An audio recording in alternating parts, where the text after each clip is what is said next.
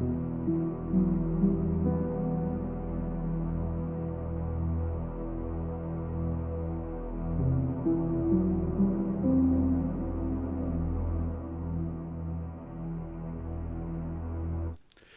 and welcome to another episode of Within Crisis. This time we're having a campfire chat with my co-hosts, as always, Ash and Smatt. We're going to talk about recent, well, I say recent, some a bit not so recent, game announcements over the last few months, and see what we think about them, as well as Smatt's history with gaming that we'll get into very shortly, and then any other games we are looking forward to, worried about. Doesn't matter, we're just going to chat. Ash, how are you today? Very well. So it's quite a good show that we're going to be covering today. So I will hands down say I was personally far more impressed with the Nintendo Direct than the PlayStation State of Play, which pretty much was a snooze fest. Well, which in my state opinion. of play? We're trying to cover a few months. But the most recent. Wait, Yeah. like we said, we're going to cover the most recent stuff. So you could say the same about the Nintendo Direct, but so the things that I would like to cover today are more swaying more towards the Nintendo side, of course. Yeah, based on our show notes, it's very much a Nintendo show today. And Smatt, how are you, friend? Hi. Yeah, I'm doing good. Here to kind of just chat about a lot of cool stuff. Haven't figured out whether the podcast is got not safe for work language allowed or not yet. Oh, Forgot to ask swear that your question. heart out. Oh man, I can't the deal with no maturity test rate time in as well. No, Yeah, we exactly. curse enough. Okay, that's We good. can't Yeah, help it. no, I'm doing good. I'm excited to kind of break down a few games. Obviously, it's nice to actually talk to people about some stuff that's not actually Nintendo focused for a change as well. To be honest. Yeah, every time yeah. I'm in your chat, it's Focus. Xenoblade or Pokemon or Splatoon. Yeah, that's about right. Like at the moment, I'm on a massive Splatoon hype after the most recent drop, and as for Xenoblade, it's just a meme at this point of me nagging my friends consistently, like, "Oh, have you played this game called Xenoblade?" And it's like, "What's Xenoblade?" It's like, "Have I got news for you, my friend?" But yeah, Have you got 120 hours of your life? What are you playing? What chapter? Is So Xenoblade 3 we're talking about now? So I haven't started Xenoblade 3 yet, so I was really late to the series. I started playing Xenoblade 1 sometime last year. I put it down around chapter 7 and then kind of started a new game earlier in the year. Managed to finish it this time. Turned into like one of my favorite games of all time instantly. The message it teaches is like fantastic, and cried so much. And I am currently at the end of chapter 5 of Xenoblade 2. And I promised myself that I wouldn't pre-order the special edition of 3 until at least I've completed number 2. So I tell you what, the one thing that really seriously surprised me with Xenoblade 2 was the DLC, which was is it the Golden Toner? Yeah, I think it's the Torna Countries? DLC. Torn in Yeah. the Golden Country. For a DLC, that I can see why they actually sold that as an independent game. It was about 30 hours on its own. It was incredible. I was thoroughly impressed for a DLC. Yeah. And Yeah, like, correct. they even changed up the battle system and everything. Like it felt quite fresh from Xenoblade 2, but because it kind of really ties into the main storyline, and it fills a lot of the kind of story plotting. When you play that DLC, it's fantastic. One of the best DLCs I've ever played for a game, to be honest.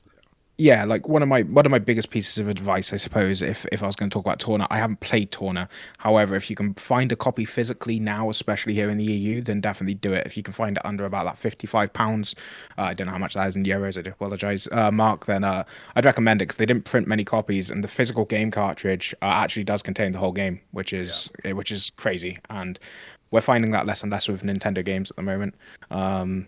Game preservation is important, and Xenoblade does not deserve to be lost again.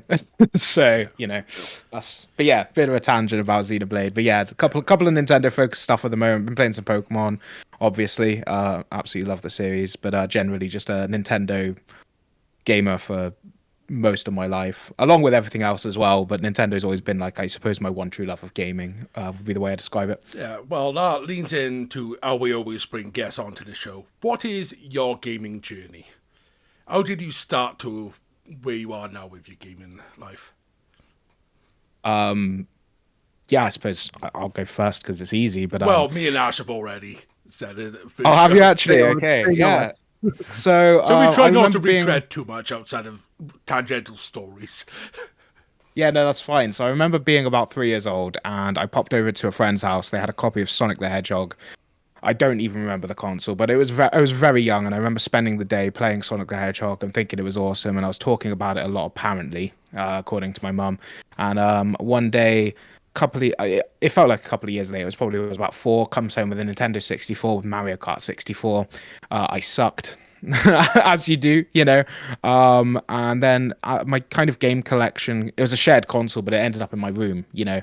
That kind of grew. Mario Kart 64. I think Star Fox 64 was the first game I completed, followed by probably Super Mario 64.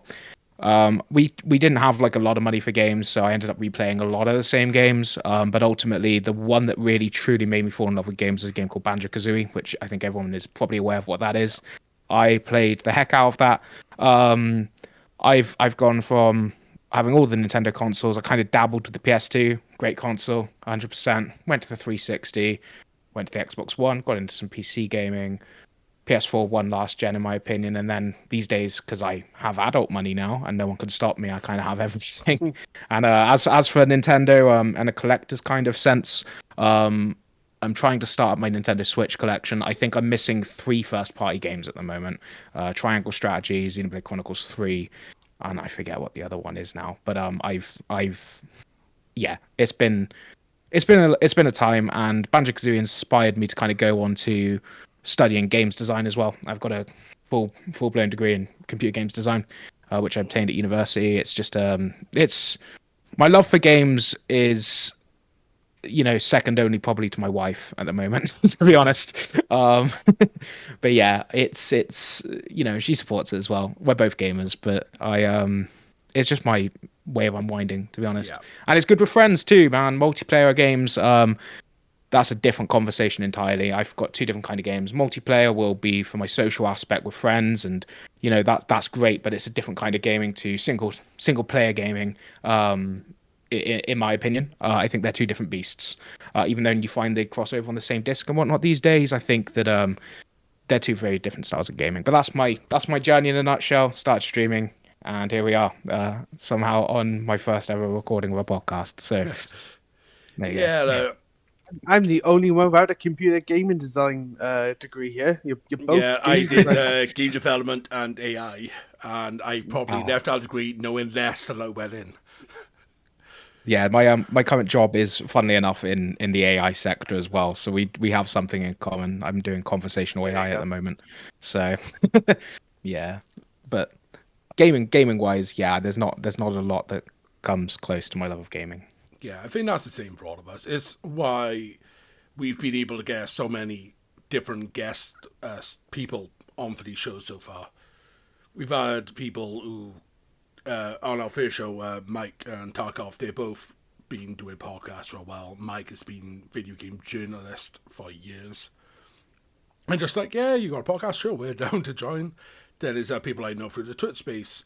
We did a show about Shin Megami Tensei, the Persona series with Sly.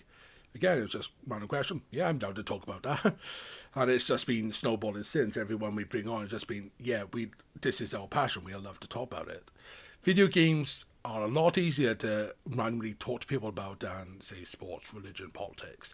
Because video games combine us, no matter if you're a Minecraft addict or Final Fantasy or FIFA. Wherever it is, you'll find a commonality. Yeah, like I would agree with that, and I think that very much there is some crossover, in my opinion, between sports and video games. I will say I find sports kind of help me connect probably with my older generation side of my family. You know, traditionally that was the old way of fun. You've got esports now as well. There's a lot of similarities. They're both games, they're both fun, but I don't think that there's anything on this plane with games. Esports is growing massively. Yeah. We've got it being broadcast on like ESPN and whatnot as well. Being added to the Olympics as well. Yeah, that's correct. But Crazy. Somehow. yeah, once again, that's a completely different conversation of its own. Like, it is a completely different conversation of its own. You could sit there and talk about that for a whole session if you wanted to. We probably I spend every year kind of watching the international for Dota. It's the one I watch religiously. Beth started watching it with me. Beth's my wife, for context, and you know, we sit down every year, stay up really stupidly late, and then I've got a few friends now who've joined in, and it's turned into a proper proper event in our household now. We do so. that for the Games Done Quick, and that's a charity Games Done event. Quick. Yeah, games done quick is excellent. That usually, as soon as say GDQ or SGDQ's on, it's stuck on Twitch and it's just on. Whether I'm paying attention to it or not, every now and then we wait for the city block and that's when we start talking. Everything else, yeah, these are cool, but we need city block. We need to see those weird games now. No, I completely agree. But as I said, I'm more than happy to sit here and talk about loads of esports if you want. Rocket League as well, actually, if we're talking about games recently. I think I've sunk like 1,000 hours into that bad boy across all remember platforms when now. that came out on PlayStation Plus, yeah, I played the fuck out of that. Just like, this should not be as good as it is. This should not be as fun. It's remote control cars of football. Things I'm not into normally, but yeah, I got all the trophies at the time, and Yeah, I've gone back I'm into once in both. a blue moon. Don't play it Yeah. religiously. I got up as high as I think Diamond 3 in Rocket League. I almost hit, I think it was Diamond 3 Division 4. So I was like really proud of myself. Learned all of those like lip resets and positive moves you can do, which was awesome. But like I find the games like that generally are quite fun anyway. You've got quick 5-minute bursts. I think that's why the Splatoon is as popular as it is at the moment. They're 4-minute turf wars essentially. Like just in circles, you can keep going, you can have game after game after game, and then suddenly it's like, cool, I've hit my fill. And it's just so refreshing to actually have an experience like that these days, I find, because you've got all these big games like well, we'll talk about Overwatch a bit later, I think, but you've got these games like Overwatch, which games that are like 20 minutes for a ranked competitive game, games like Call of Duty, which can span even longer. It's in comparison, as I said, I played a fair amount of Dota, which can be 45 to 60 minutes, which is a big time investment. And then you're looking at something like Splatoon, it's refreshing because, okay, cool, I lost. Well, that's 4 minutes, whereas Dota, it's like an hour. What was this you've mentioned, Paul, about trying to drag me into a lockout session on 14? Yeah, How long only did that take? an hour to hour and a half. That's if Only we an only hour. do the single one. And that's if you actually get anywhere after that hour and a half. No, that's just Final Fantasy 4. yeah. Power yeah. That is my go-to for sinking all my time into. My big asterisk, if we're going to breach into Final Fantasy 14 conversation, I've just hit to the end of pre-patch for Stormblood, so I've literally done the first mission in Stormblood. Anything past that, like, please, for the love of God, do not ruin my like feels experience, because No. Your feel experience, is going to get destroyed. I mean, every expansion now, you will need 2 extra boxes of tissues by your side. Wonderful. That's as much as we'll save you. yeah, Great. Yeah, we've talked about 14 I already cried enough. pretty much every episode so far, because our first episode was more 14th century, but it just gets name dropped a lot. As well as another game that we'll be talking about quite soon. So let's actually get us into our main chunk of the show. We have set up a list of 12 games, well, a bit more than that, 12 announcements, let's say, of various games that have been announced in the last decent few months, maybe a bit longer, but at least with the criteria of a release date being attached in the last few months. So let's move over the screen. And first up, something that came out of nowhere in the state of play. Resident Evil 4 Remake. Like, Resi 4, I absolutely fell in love with back on the GameCube.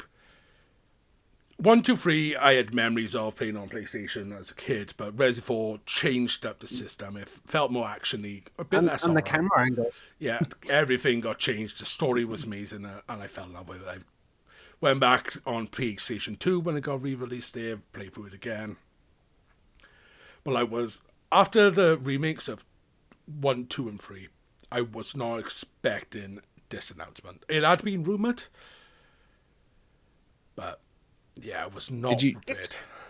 It was one of those games that really did held up. It really held up. Like, it's obviously you might say it looks dated now, but probably one of the games I wouldn't expected a remake because I didn't think it would need one, because it was really like you could go back and play the original as it is and still be just as happy with it. Yeah, they did re-release those on digital stores. added trophies and achievements in, I believe, a couple of Yeah. years back.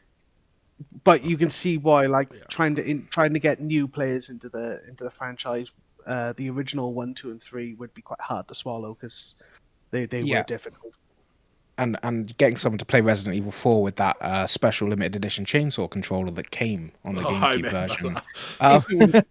that might be a bit difficult. But Resident Evil 4, I think, is actually one of the Resis that has aged particularly well.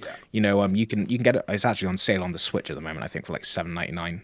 But like, fun fact, I've thought about it. But it's aged exceptionally well. I could still play it contently. But the thing with the announcement, they've done such a good job. Haven't played them, watched a few people stream it on Twitch because, finances, but generally speaking, they done such a good job with Resi 2 and Resi 3 that I think there's an expectation now for Resident Evil 4 to kind of meet the same benchmark as those two remakes, which I think will stand up as critically acclaimed. I've just seen the release date. I wasn't aware of the release date myself. Of March 24th next year. Yeah, that's going to be. And It's crazy. PlayStation We've VR got 2 as well. And the VR. Oh, great! So can cause more strokes. Yeah, they shoot Las Plagas in the head. It explodes in VR. Okay. What I'm going to find. We've brought this up before on a stream, but where we've mentioned I managed to play a whole 20 minutes of Resident Evil 7 in VR mode, and that was it. Then I was like, well, I played it since, but on the screen, I would not play it in VR anymore. It aged my heart by 2 years. That 20 minutes to half an hour aged my heart about 2 years. So I'm notoriously bad at horror. My most probably famous moment with horror was playing Outlast. I played about 15 minutes. Yeah. There's a video on YouTube somewhere from years ago now. Entered the first corner, first jump scare. I'm done. I'm crying. I'm a mess. The one thing I find that's really good about Resi, because I love the Resi series a lot, it manages to balance that kind of error, like the kind of suspense with also not making it in a position that you're so uncomfortable that you can't actually enjoy the experience. I'm kind of intrigued to see what they're going to do with the remake for 4, whether they're going to follow the same kind of pathway of walking around this. Well, I for me, one of the highlights for 4, I'll just say to kind of put it out there, was the way that you navigate the world. I really enjoyed that. I really enjoyed coming across the merchant every so often. It's like, what you buying? And it's like, dude, like, I'm here for that. Yeah. And I'm also wondering what they're going to do with the Ashley mechanics, because I'll tell you, the only thing I didn't like about 4 is Ashley's AI was sometimes insufferable. And I think everyone who's played the game will agree. That's actually, I'm not going to lie to you, probably my most anticipated feature of 4 is, I hope to God that is a. I hope that they fix that. You've had years and years to develop new AI. Wasn't one of the like new game extras, because obviously when you complete the game you can buy new pieces. Wasn't there like a full suit of armor you could buy for Ashley? So when they try to pick her up the carrier, they just kept dropping it. I love that. That was fantastic. I think so. I don't remember very much, but the one thing I will say is another unique thing is inventory management. I hope they keep it the same. A lot of people complain about inventory management in games in this era, but I think that inventory management is a key part of the Resi series. You need to be able to manage your inventory. Resi 4 especially, it felt very. Best way to describe it. Aesthetically pleasing, just lining up. Here's my grenades, here's my ammo boxes, here's my herbs, here's my shotgun, here's my rocket launcher. Everything in my suitcase, neat and tidy, where I need it to be. It's OCD. It's a game of Tetris inside of Resi. It is literally what it is. You've got clips on YouTube. I'll send you some over afterwards. But you've got clips on YouTube of people literally rushing, like speed running their inventory sizing to be perfectly aligned. Yeah. And you got all these mad men just doing it in like 3 seconds. It's crazy. But I hope they do keep that. I do think it's such a critical part, and ammo as well. The only thing I will say compared to other Resi games, I feel like Resi 4 was actually extremely generous with the amount of ammo it gave you. I would probably actually be interested to see them give you a bit less ammo this time around to really up the suspense. I think if they keep up the different difficulty settings, that'll definitely be a thing. Yeah. But it'll be interesting to see what they do with it nonetheless. And then also as well, it kind of raises the question, if you really want to dive down the rabbit hole slightly, does this mean that we're now definitely going to see a Resident Evil 5, Resident Evil 6 remake down the line? But more importantly, I think it's interesting to note that we've had Resi 2, Resi 3, and now Resi 4, but we haven't really had a Resi 1 remake as such yet. What's with that? You know what I mean? That would be highly interesting to see. I agree. Right, Ash, your choice is up next with Harvestella. Right. So obviously, with our, I think with our streams, we've mentioned quite heavily that, well, me and you are definitely big Final Fantasy fans. But I probably my first experience of a farming sim was a PS1, and there was when the PS1 was going out and PS2 was in, my brother kind of donated me his own PS1, and there was a bargain basket in Asda, and there was two games I picked up, and there were Breath of Fire 4 and Harvest Moon Back to Nature. So it was kind of like my first experience in RPG, but it was also my first experience of a farming sim, and I I'm quite well, I should say I'm quite short-tempered. Well, not bad-tempered, but I lack patience when it comes to certain games. So it's when you're playing something that you just want to pull your hair out. It's just nice to kind of put it down and go to a type of game that's just relaxing. And the old Harvest Moons, so not the Harvest Moon that exists today, the Story of Seasons Harvest Moon. And yeah, I was just such a big fan of it, and I just loved playing those games. And even to the point that Rune Factory came out, and I enjoyed Rune Factory, but I was kind of disappointed from the fact that they kind of did sell it as an RPG farming sim, but it kind of felt like the balance swayed a bit more to farming sim than it did RPG, which is fine. I did enjoy him, but so then lo and behold, big Square Enix fan. Big Story of Season Rune Factory fan, and then Square Enix come along with this bombshell like, oh, we've stepped into the farming sim, and I played the demo, and yeah, I read some comments. There was quite a mixed response. Some people saying it was quite slow, but that's kind of it's a demo, so I kind of took that with a pinch of salt.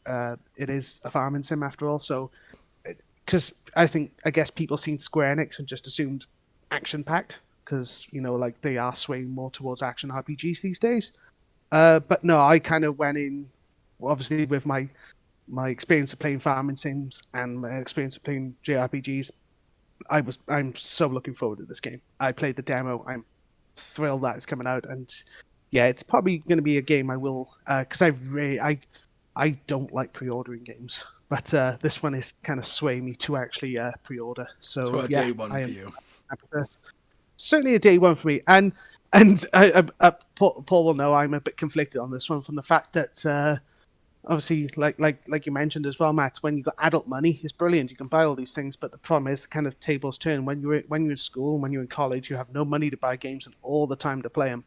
And of course, when you're an adult, or you have the money to buy them, but none of the time to play them. So I play 14. I'm 14 quite recently. Obviously, I won't spoil too much of it, but they've just in the newest expansion, there is like a farming sim element that they've added into 14. And I'm playing that, and then this is coming out as well, and I'm like, I kind of want to play both. I am probably going to play both. Yeah. So I'm going to divide my time, as well as playing Xenoblade 3, which is a hell of a time sink as well. But yeah, definitely looking forward to this one. Very happy. So, Smatt, do you have any appeal towards the farming sim style games? You may be muted. Sorry, thank you. I coughed a moment ago, and I was like, "Oh, okay, logical. Let's not blow everyone's eardrums." But no, thank you for that. Farming sims, my kind of experience doesn't go too far with. I played some Harvest Moon on the Game Boy Color, obviously, as everyone else did, back when you were a kid. I think that one of my gripes about the direct, if I'm completely honest, it might be a very, very hot take, I'm not sure, but there was farming sim after life sim, and don't get me wrong, I'm cool for it. There's a market for it, but like I'm the kind of person, like, for example, I loved Animal Crossing. Up until I got my OLED Switch and my 120-hour save file disappeared, and I haven't touched it since because why would you? But and Stardew Valley I played and dabbled with on stream. We've got the board game, which is fun as well. Stardew Valley is a hell of a time. I forgot to mention that when I have played Stardew, I did enjoy that one. That's kind of my, I suppose, limit on like kind of farming sims. I haven't played an awful lot of them. In terms of looking at the footage from Square Enix, sorry, for Harvestella, it looks interesting. Probably not one for me straight day one. Might pick up the demo, might dabble with it, but kind of going back to kind of what Ash said. The flip side of being an adult is you're very limited on how much time you can actually spend to game. And for me, I would probably put that time elsewhere. I would say, for personal preference. Yeah. But as I said, on the other hand, my wife loves farming sims, so I see a fair amount of clips and stuff. She's really on the oxygen not included type at the moment, which I don't really think you can call a farming sim, but you know. But yeah, no, I've not really got much else to say on the matter, except the Nintendo Direct was very, very heavy on them. And as I said, I think if you buy a farming sim, you buy it with the intention to play it for 100, 120 hours at a time, because those are the kind of games they are. And releasing all these kind of farming and life sims all around the same time frame is kind of a big move, in the sense of there's a lot of competition out there. I don't think it makes much sense, because you're not going to dive into, say, Harvestella and then also dive into like 3 other life sims all at the same time. At least from what I know of the genre, isn't normal. I could be wrong, and anyone please tell me if I am. But unless you're like some super duper hyper fan of farming sims, and that's it. You know what I mean? But yeah, not too much to say. I think Square Enix have put out a lot of good games in this kind of quality recently as well. I think there's one coming up later we're talking about, which I'm a bit more excited for. It is Yeah. a weird time for gaming right now. If you're a Square Enix fanboy and you're a day one purchaser for Square Enix, you are broke for the next half a year minimum, because it's at least one game every single month right now. I think someone made a comment to Square Enix about, they don't release bloody games, few and far between, and then they did a hold my beer moment, and Yeah, very just much so. throwing games out the door. But yeah, with the farm sim front as well, so many of them got announced over the last 2 months. But the only one that didn't get announced was any sort of space farming simulator. It's like, where's that to complete the set? We got iFantasy, we got more realistic. Where's my space sim? Yeah, I could be on board with that. I think there was a game that came out recently that kind of ticked that box. I watched, once again, I had to watch more people play it as I was doing other things than actually play it myself. But I think it was like about building a Dyson sphere, if I'm not mistaken. It might have actually literally been called Dyson Sphere. But there's a couple of them on the market if you look hard enough. Oh yeah, 100%. There's so many of them up there. It's not a franchise I've personally delved into. I played Stardew Valley for about an hour. I've tried Room Factory out before. It's not been the series that has appealed to me. I am planning to grab the demo when I've got a bit more time in between what I'm currently playing to give it a go. But not a day one for me. It could But be the it gateway. does look good. It could be the gateway drug to farming could sim be. life, though. I played Dragon Quest for the first time, Dragon Quest 11, literally. Well, it was about 2 years ago. I spoke to Ash about it. Wasn't into JRPGs before that, and then suddenly floodgates opened. Yeah. Like Dragon Quest is good for that. Yeah, I gotta say, Dragon Quest 11 was probably the first Dragon Quest game that I kind of completed and really got into. It kind of makes me want to go back to the back catalog, because it's one of those things, like, either when you're a Square Enix fan, either you're an avid Dragon Quest fan or Final Fantasy. I guess in the West we're more Final Fantasy, but Dragon Quest 11, I was really surprised by that game. Yeah, I loved it. It's art style, the way that it ends, very, very old school. It just, you beat a bad guy, end the game. That's it. No I fanfare, know it just ends. And I know it's you not on the where you're agenda. I super know it's not on the agenda, but they have done a spin-off for 11 that is coming out at the end of the year. Treasure? Dragon Quest Treasure, yeah, dude, and it's got Eric in there and his sister hunting for treasure, and I'm in 2 minds about it. I think I might pick it up. Don't know if it's a pre-order, but it looks fun. It's more Dragon Quest. I'm thinking about it. There's It's also, I don't know if it's a spin-off of 5 or 8. There's another Dragon Quest game that got announced featuring Dai, D-A-I. Yeah, I Story think of Die. that's based off the anime. I'm pretty sure. Yeah. Could be wrong, but we also as well. Actually, it's a good time to be a Dragon Quest fan. They have announced that I think it's just Dragon Quest 3 at the moment. I'm not sure, but they're doing it in the style of their current 2.5D HD3, drive. Yeah, which is We'll be coming I'm to on, that sort of system very soon. yeah, But I'm on board. next up is the game we mentioned a little early on, Overwatch 2. So, Smatt, go nuts. Yeah, man. I'm both kind of. I've chosen it as a kind of contention, kind of devil's advocate talking point, I suppose, because I love Overwatch. I've been in love with Overwatch since the beta. As soon as it was announced, it very much looked gave me that Pixar feel for the first trailer. I was like, cool, okay. Overwatch 1, I think across all platforms, I've got a combined 1,300 hours in it currently over a 7-year period, which is crazy. Managed to get up to like think it was low diamond on console for the first year, and then now I'm a gold scrub on PC, and I'm stuck there forever. It's not forever because the servers are closing down in I think it's a week's time now. It's on the 2nd of October, which is actually kind of a bit of a, I suppose, a bit of a piss take in a sense. I can understand a lot of frustration behind that. Might need the server space or whatever. They might be bringing back the 6v6 as an arcade mode, but a lot of people love that game. They're making a lot of changes now for Overwatch. I think in terms of what Blizzard have decided to do with it, at the moment they're releasing just a PvP. They've been working, supposedly, on Overwatch 2 for 4 years. It was originally announced in 2019, so it's a bit of a weird talking point, I suppose, for stream, but kind of just saying, like, okay, well, they announced it with this whole PvE trailer, which I believe we've got playing in the background now, along with a mixture of other character announcements. But they announced it with a PvE trailer and then came out suddenly. I think it was 2021, late 2021, saying it won't be shipping as a full component. So what they've done with Overwatch 2, and this is kind of the cool thing, I think it's going to allow for a lot of new players. They've made it entirely free to play. I say entirely, there is a big asterisk by this. It's entirely free to download. There you go, free to play. In terms of the way they're approaching things with development, they've completely got rid of loot boxes now. They're introducing a, for better or worse, battle pass system. Everyone gets the free track as with many other games, but it's actually quite a generous battle pass system. Not that I would really praise battle passes, generally speaking. The kind of controversial point about this is Overwatch is a game that relies on switching heroes constantly. You switch heroes on the go and adjust to different compositions. It's just that kind of game on the fly. However, the new hero, I think it's called Kiriko, is coming out on day one. It is currently locked behind level 55 of the free battle pass. Now, she won't be playable and competitive for the first 2 weeks. However, the real question of whether I think this kind of business model is going to succeed or fail is how quickly can you get to level 55? Is it 8 to 10 hours? Cool. Okay, that's a reasonable time frame in a 2-week period, you know. Also, if it's then going to be like 20 to 50 hours, okay, I'm going to have to purchase levels. That's the way this kind of stuff works. In my opinion, for a game like Overwatch, where you've got to constantly adjust, that's a bad move. There's been a lot of kind of controversy around Overwatch at the moment because of this decision, along with the fact that we've lost a lot of the development team. The PvE isn't coming out at the same time.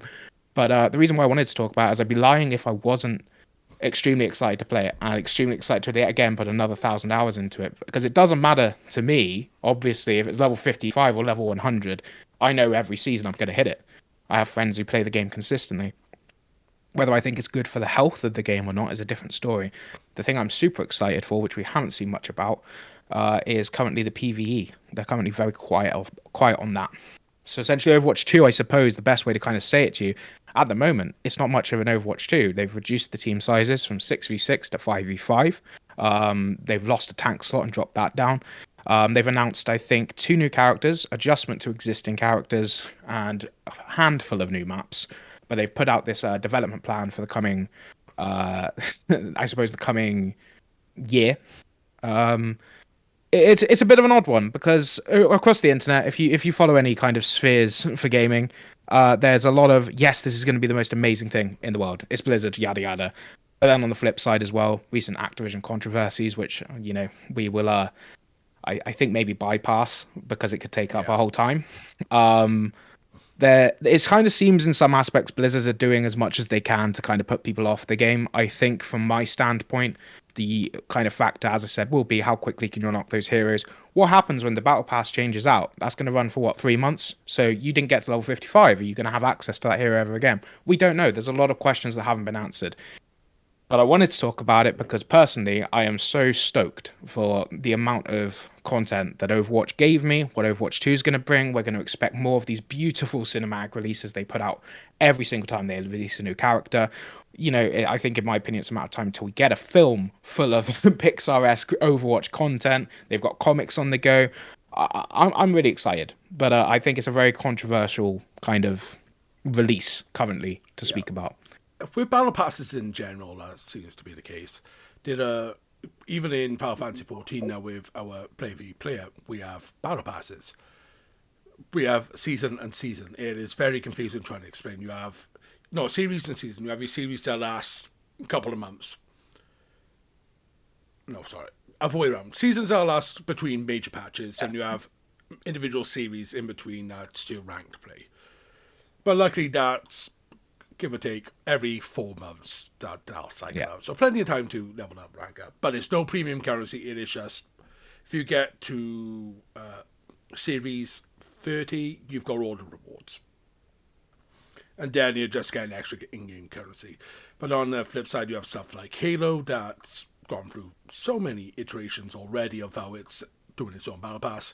It was too long, now it's shortened, this, that, and the other. So it is going to be a case of how will this help the game. Going free to play, obviously, will bring more people in. Because my experience with Overwatch is just on a free play weekend here and there. I think I played the original beta just to try it out. Yeah, that was a long time ago. Yeah. It's not, games like this, I like them for a bit. It's pick up and drop for me. It is one of those type of things. Recently, a Gundam style Overwatch game just got released, Gundam Evolution. Yeah. So I've been playing a little bit of that. So that's got a free battle pass, and the pay battle pass is free to play. So it's that same kind of vein. But I had a go on. I was just gonna say I had a look into the Gundam thing earlier, and actually I was talking with a few friends about it. I've got a few friends who've now tried it out. The Gundam side of things is quite interesting with how they're handling things. But I think the one that you really mentioned that I'd like to kind of compare this to actually is Halo Infinite, and the reason for that being I'm a massive Halo fan. I've played all of the Halos several times and slept so many hours into them. What's your opinion on the co-op stuff going? They're not don't. continuing. Terrible decision. Heartbroken. I get why. It would have breathed so much life into the game again. I'm heartbroken. Me and Beth, like, the first time we played Halo together was in about early days of our relationship. I beat her 50 to -4. You can figure out how that happened yourself if you played Halo. But vowed to never play Halo again. And Halo Infinite came along, and I'm telling you, actually, I will say I had a heckin' blast. It was great. Infinite's campaign was spectacular. And Beth sat there and watched a few bits, and she turned around to me and was like, "Can I join in?" I was like, oh, the moment. Holy shit, it's come. Finally. Oh my God. This is it. And I was like, you can't. Why not? Oh, it's not being released yet, but we'll come back and we'll play it together. Like, literally, it's coming out in like 6 months' time. And then they delayed it again. I was like, okay, it's going to be a bit longer. And I didn't bring it up again. And then they announced the cancellation. My heart just fell through the fucking floor. And the reason I wanted to drag it back to Halo Infinite, I'll get to the Battle Pass conversation in a second, but I think there's a lot of controversy around Halo as well. That's a different conversation once again. I think the co-op's failing. There's no set game plan at the moment. They've delayed Season 3, I think, until 2023 sometime next year. New maps, I don't think we've had very many. Playlists and game modes are not present in the way they should be compared to previous Halos, and it doesn't have that same feeling. And there's a lot of doubt for 343. I can understand why. But the thing is, what kind of goes back to what I was saying earlier, actually, at the beginning of the podcast, was you've got these single player games and multiplayer games, and they're two very different beasts, and they're on the same platform. And if we look at Halo Infinite in a single player campaign sense, they smashed it out of the park, in my opinion. I think that it was probably, oh God, I'm gonna get a lot of hate for this. I think it was probably my favorite Halo campaign to date. Big words, I know, but multiplayer is not there. Multiplayer is not the old classic style that it should be. And all of this being said, kind of tying it back to the Battle Pass situation, what Halo did exceptionally well. We're not going to talk about the store and the points and the premium points and the armor, because that's a completely, once again, different marketplace. But we will talk about the battle pass. The battle pass and the way that Halo handles battle passes is how I'm very much hoping that Overwatch 2 handles battle passes, because they've handled it spectacularly. You pay for it once, you get given enough currency from the first one to buy the second one. But the great thing is, at any point in time, no matter what season it is, you can choose whether you're doing the season 1, the season 3, the season 7, say like 5 years down the line, if it makes it that far, you know, we're playing season 7 and it's like, oh, I need these cosmetics and stuff from back in season 1. You know, you can go back and you can choose to do that. You can choose what battle pass you're leveling at any given time. That is handled exceptionally well, in my opinion. Yeah. And that should be the standard for this style of game.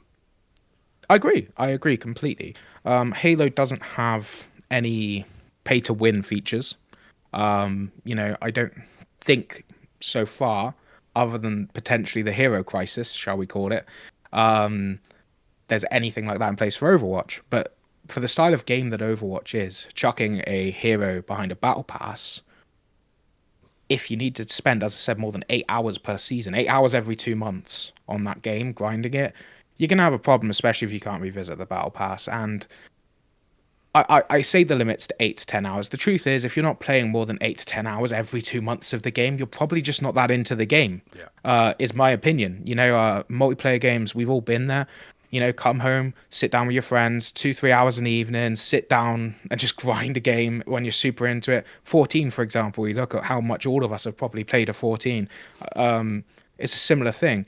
Can you imagine if you'd spent like 8 hours playing 14 over a 2-month period? It's impossible. You're probably not into it. It's just the truth.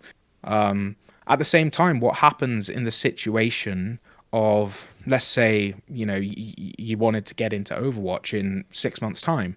Now, well, we're 2 battle passes down the line. Do you have to now pay for those heroes? How much are they going to be? And this kind of is the big asterisk talking point for Blizzard at the moment, is there's been no communication. The game is coming out next week. The only communication we've really had over the summer, which is why it's talking in this talking point, we had the beta. There was a lot of feedback that went into that. They've made a lot of positive changes. That's fantastic. But we've heard about the new maps. We've heard about the roadmap, but nothing to do with this sudden battle pass announcement that literally came about 2 weeks ago, when the game's out in 3 weeks and people are like, what are you doing? But they're selling I think if I open up Battle.net now, I think they're selling 2 extra skins, the first battle pass and 2,000 coins for £34. That's great, but what if I miss that battle pass? What if I miss XYZ? What if, I don't know. I'm hype as heck for it, but that for me is an issue. Yeah, the way you've been saying it, it sounds like they want this initial new hero, that Kiriko, whatever the name is, to be, right, we need to get those numbers on the board in the first 2 weeks. We need those numbers. Brand new game, we need to see it. No matter what store it's in, we need to see those concurrent players peak. We have to know that's this entirely. is doing it. That's entirely what it is. And I hate to say it, but you know, you look at traditional Activision and Blizzard practices from around microtransactions recently. You look at how they monetize Call of Duty, for example. All of Call of Duty is purely cosmetic. It's all, in my opinion, shit, but you know, like, it's all cosmetic. You look then, and this is the big one. As a massive Diablo fan, Diablo Immortal was the single most predatory, pay-to-win, microtransaction-ridden game, to the point I boycotted it. I don't boycott Blizzard generally. Someone worked out it was what, 50 grand minimum? Something like that, yeah. I think it was $133,000, I think it was. That was initial before they tweaked it, I think. Was that their aim, was to alienate, like, if anything, take the piss out of their fan base? Essentially. People paid it. That's the issue. People bloody paid. It will. Blizzard fans are whales. 2 million in 2 weeks? It was less, I think, but Blizzard fans are whales, and I'll openly say it as a Blizzard fan. You know, I've spent hours on Hearthstone, and I've gone through a cycle for the past I've quit the game because it's just so much. But people will pay it if you want the most recent sets and you want to be competitive. You got to spend so much money. And the thing is, if you want to play the game, people would do it. I don't think, and this is the thing, I feel like the internet's slightly overreacting with Overwatch because everything points away from that at the moment. The fact they even put the hero on a free path of the battle pass is kind of, Yeah. they could have very easily put that Very in the pay much tier. seems to be the promotional side of things. It's like, we got this new hero, Yeah. come in and play the game. I mean, yeah, but do come in and play the game. You know, Overwatch is a great game to play with friends. Like, I'll sit here. It's a hill I'm ready to die on. It's just a good time with friends, man. Despite all the criticisms, I'm really hyped for it. We haven't seen much about the PvE, but I'm actually exceptionally excited for the PvE and the story mode. And that's all I've really got to say on the matter. I think.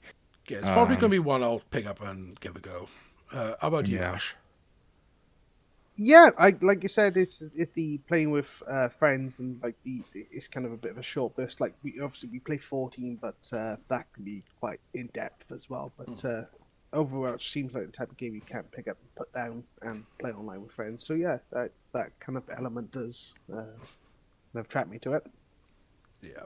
So for our next game, we're talking this franchise. Every single game that comes out, the art style improves and improves and blows me away. We're talking Octopath Traveler 2. Yeah, yes. There's 2.5 HD art style. Team Asano keeps blowing it out of the water. New ways that it's using this engine to show. There's a part in the trailer further in showing ships in the ocean. And it just looks more of a 3D world, but it's still ingrained in this 2.5D style.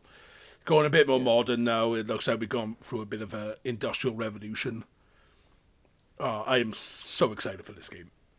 It is just eye candy. It's just pleasing to the eye just to watch Octopath. I haven't played the first one, and my God, that it's punishing. But if the game wasn't so lovely, I wouldn't go back to it. It kind of pulled you back in every time. I agree. I think what you said about with everyone is not just obviously Octopath. It's I don't know how they say it. Live Alive, Live Alive, whatever. Live I played the Alive. demo.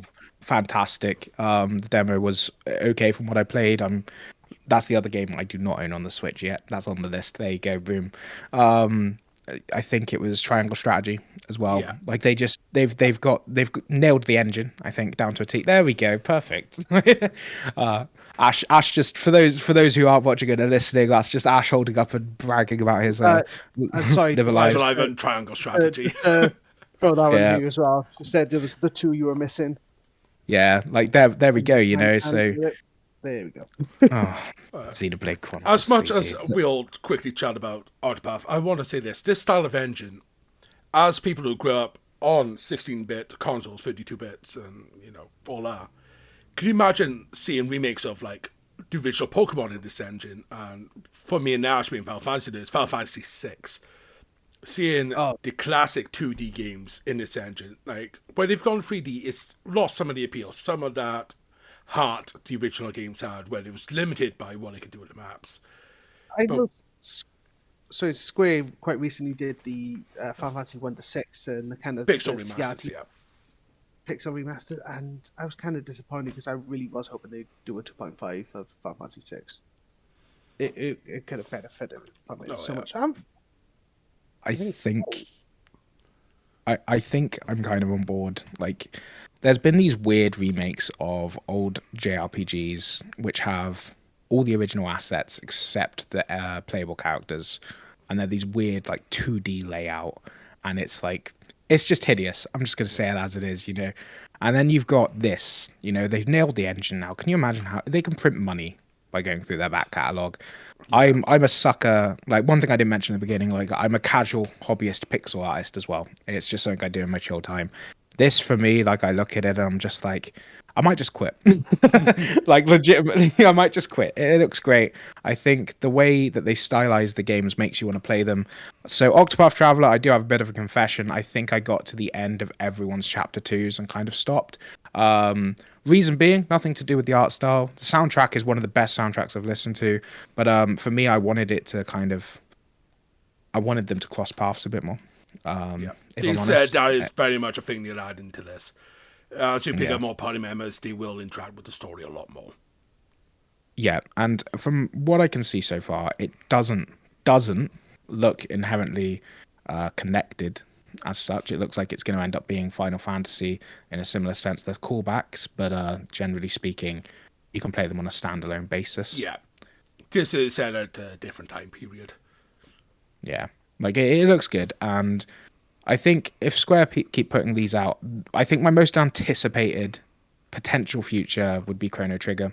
I haven't played Chrono Trigger, not because it's aged poorly or anything like that, just because I haven't been able to go back to it, and buying a legitimate copy would cost an arm and a leg. I would want to experience it in its intended format. But can you imagine if they released a game like Chrono Trigger in this art style? I think that would blow a few people's minds. As I said, I think Square Enix have a money printing machine with their engine and what they're doing with it. To be honest, 2.5 graphic, that is something that is Square's. Yeah, that's not, this is purely Team Asano. It's a shame, which is a shame because again, that's not Square Enix related, but I would benefit so much with this like 2.5. Is did any of you play Golden Sun? No, I still want to keep meaning to go back to. So it needs the love, like how people keep going back to Legend Dragoon and how much that needs well, because it didn't get the recognition it deserved at the time.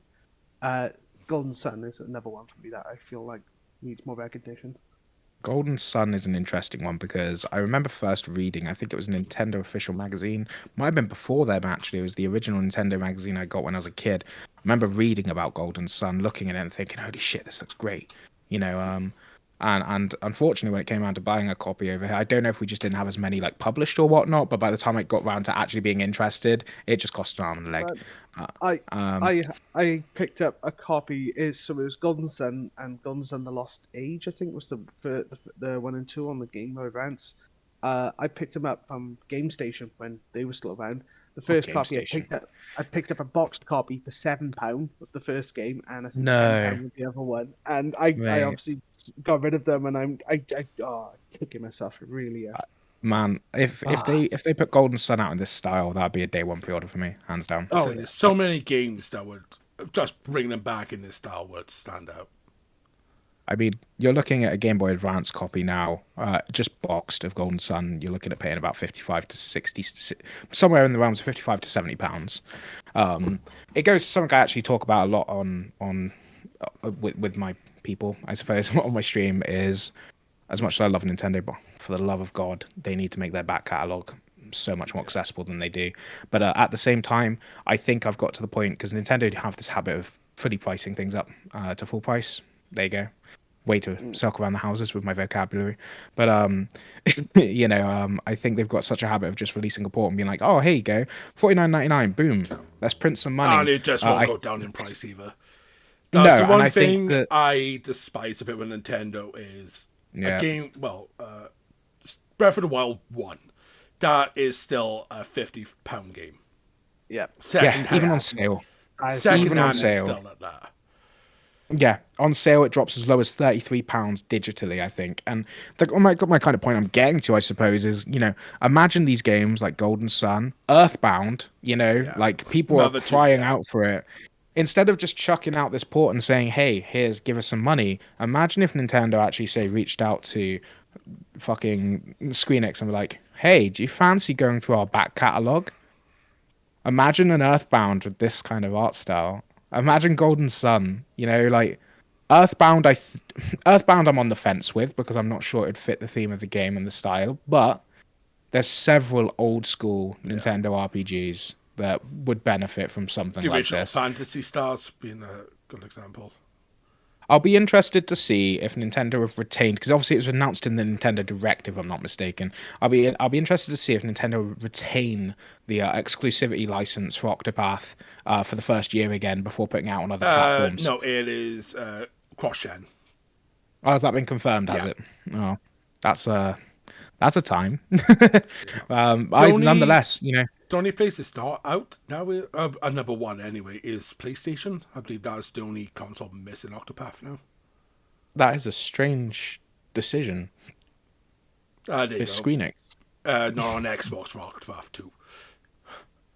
Steam, there you go. PS4, that makes more sense.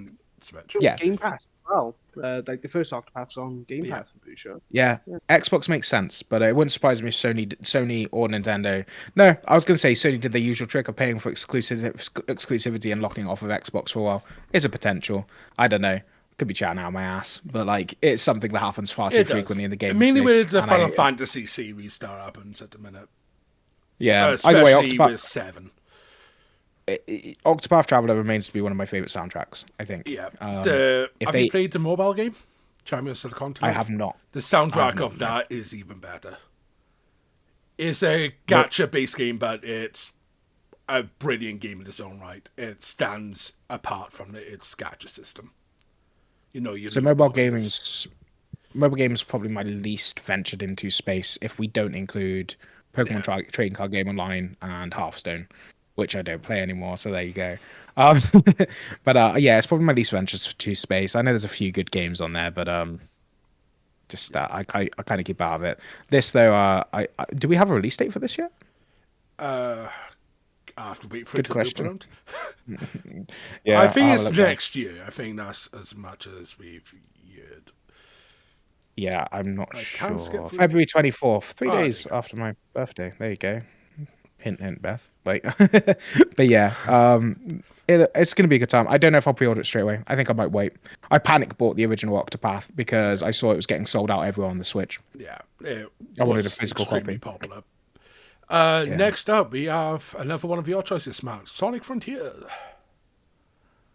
Ooh, I don't know where to start. Sonic is a tainted series. Yeah, especially in 3D.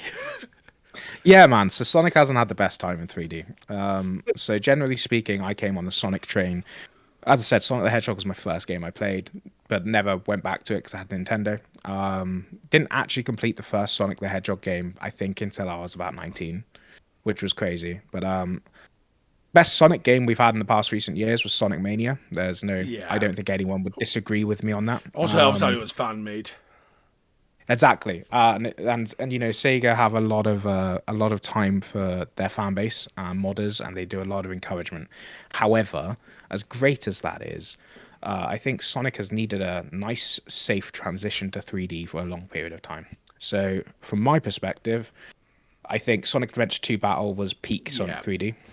I don't think that's an unpopular opinion. I do have a very unpopular opinion coming up afterwards, though. Sonic Heroes was the only other good 3D Sonic game.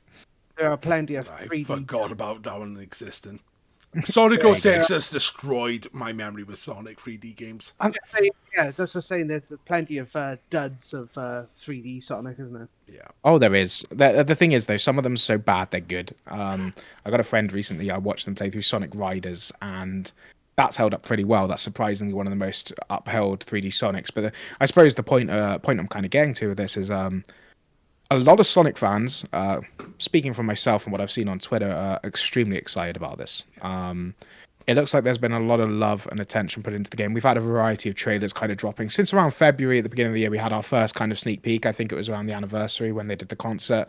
And we started getting some real footage over the summer. And it looks interesting. It's an interesting take. Not something originally, when I looked at it, I was like, is this going to work with Sonic? Yeah, they did have an issue originally announced it where everyone was just like, what kind of game is this? You're saying it's not open world, but it's open zone. What do you mean? It just wasn't enough clarity coming across.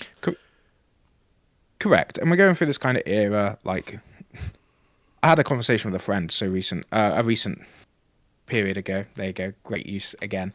But I had a conversation with a friend about Nintendo kind of not being an innovative company, but you look at a lot of their games that have kind of set the standard for games. So if we take a look at Breath of the Wild, for example, there's been a lot of games that have now led over to the kind of open world / open zone kind of exploration approach now. I think Sonic Frontiers, when it was originally announced, a lot of people were kind of concerned they were going to be going for the kind of Breath of the Wild approach, because quite frankly, it doesn't work with Sonic. I don't think, in my opinion, it would work with Sonic. Big open world. Okay, what good is having this big open world when there's nothing to do in it, right? Sonic has always been about, you know, trying to have the fastest time on levels, get from point A to B as fast as you can, grinding rails, running through hoops, you know, like beating bosses and, you know, character banter and stuff. And I think the first trailer we got didn't show any of that. and there was a lot of kind of, oh, here we go again. Is this going to be Sonic 22? You know, like, it's a fair thing. But the more we've seen from the game, and they've referred to it now as open zone, you've got different zones you go into. You can unlock different power-ups and stuff. Like, the more we've seen, the more hopeful people are getting. And I think rightly so. I think my only kind of complaint about this game so far, looking at the trailers, as you can probably see on screen at the moment, I do think that the kind of overworld environment doesn't fit into Sonic aesthetic usually. That would be my only real gripe, but we'll have to see. It looks a bit too realistic for what Sonic is known for. But I am excited. I'm really excited. You've got big scale bosses, it looks like. Though who knows what Eggman's up to this time. Sonic stories are always wholesome, and the best thing to come out of Sonic recently is the comics, to be honest, and I'm hoping this might be something to change. And if they give us a Chow Garden, it's an instant 10 out of 10 for me as well. Like, I really hope that Sonic should, in an open world style game, or open zone, or whatever I'm saying, it has to feel like a theme park. Because that is Sonic. Yeah. You're doing loop-to-loops, you're running through walls, you're doing all this. It has to be that spectacle attached.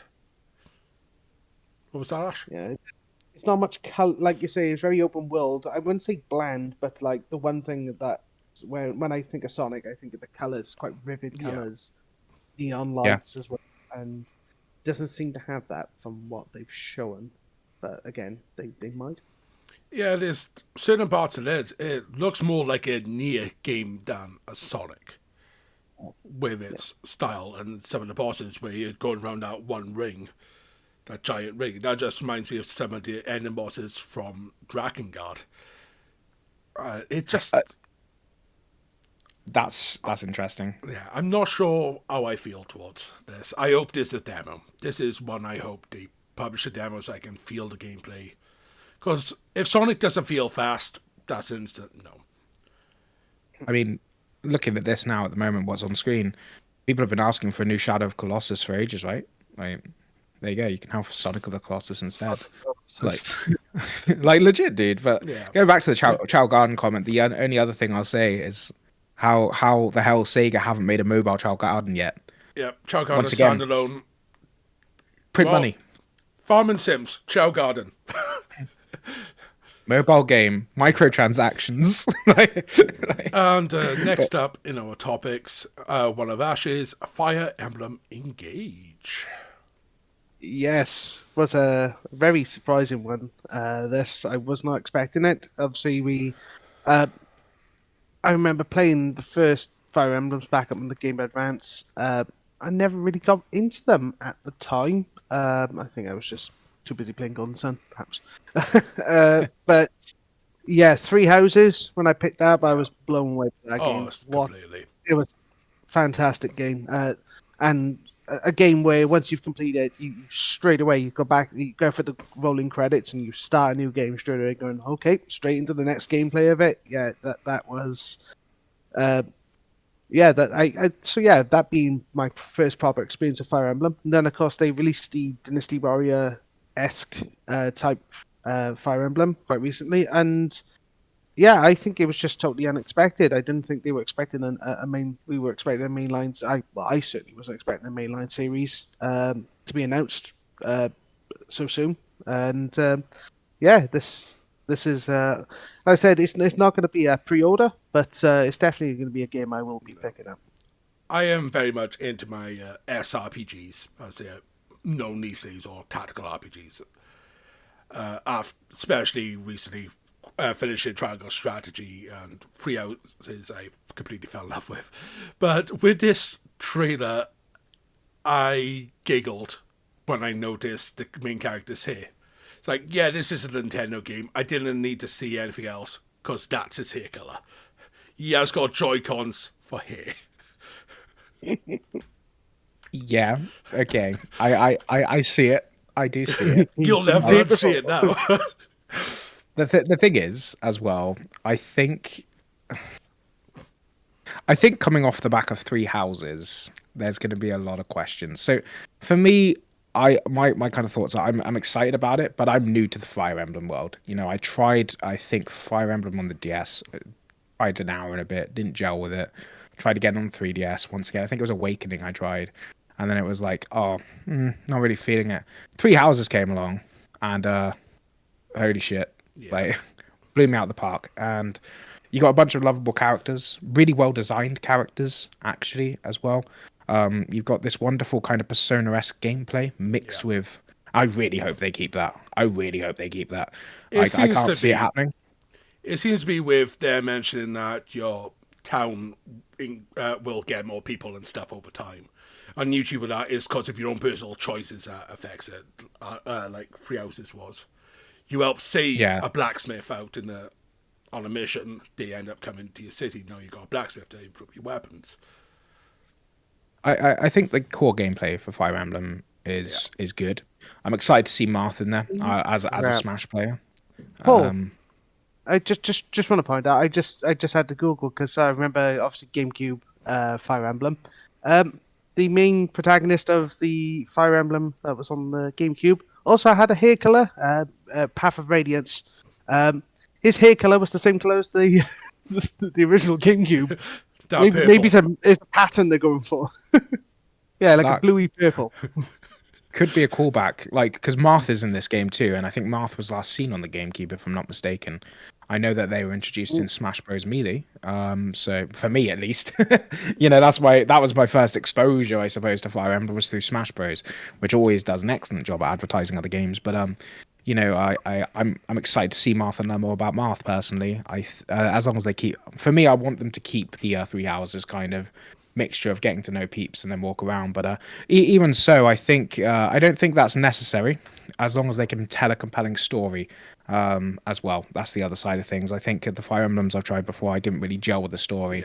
But this, I think having it, if you're going to make I suppose, strategy RPG, if that's what we call them, that's one unfamiliar. That's the common name now. Yeah.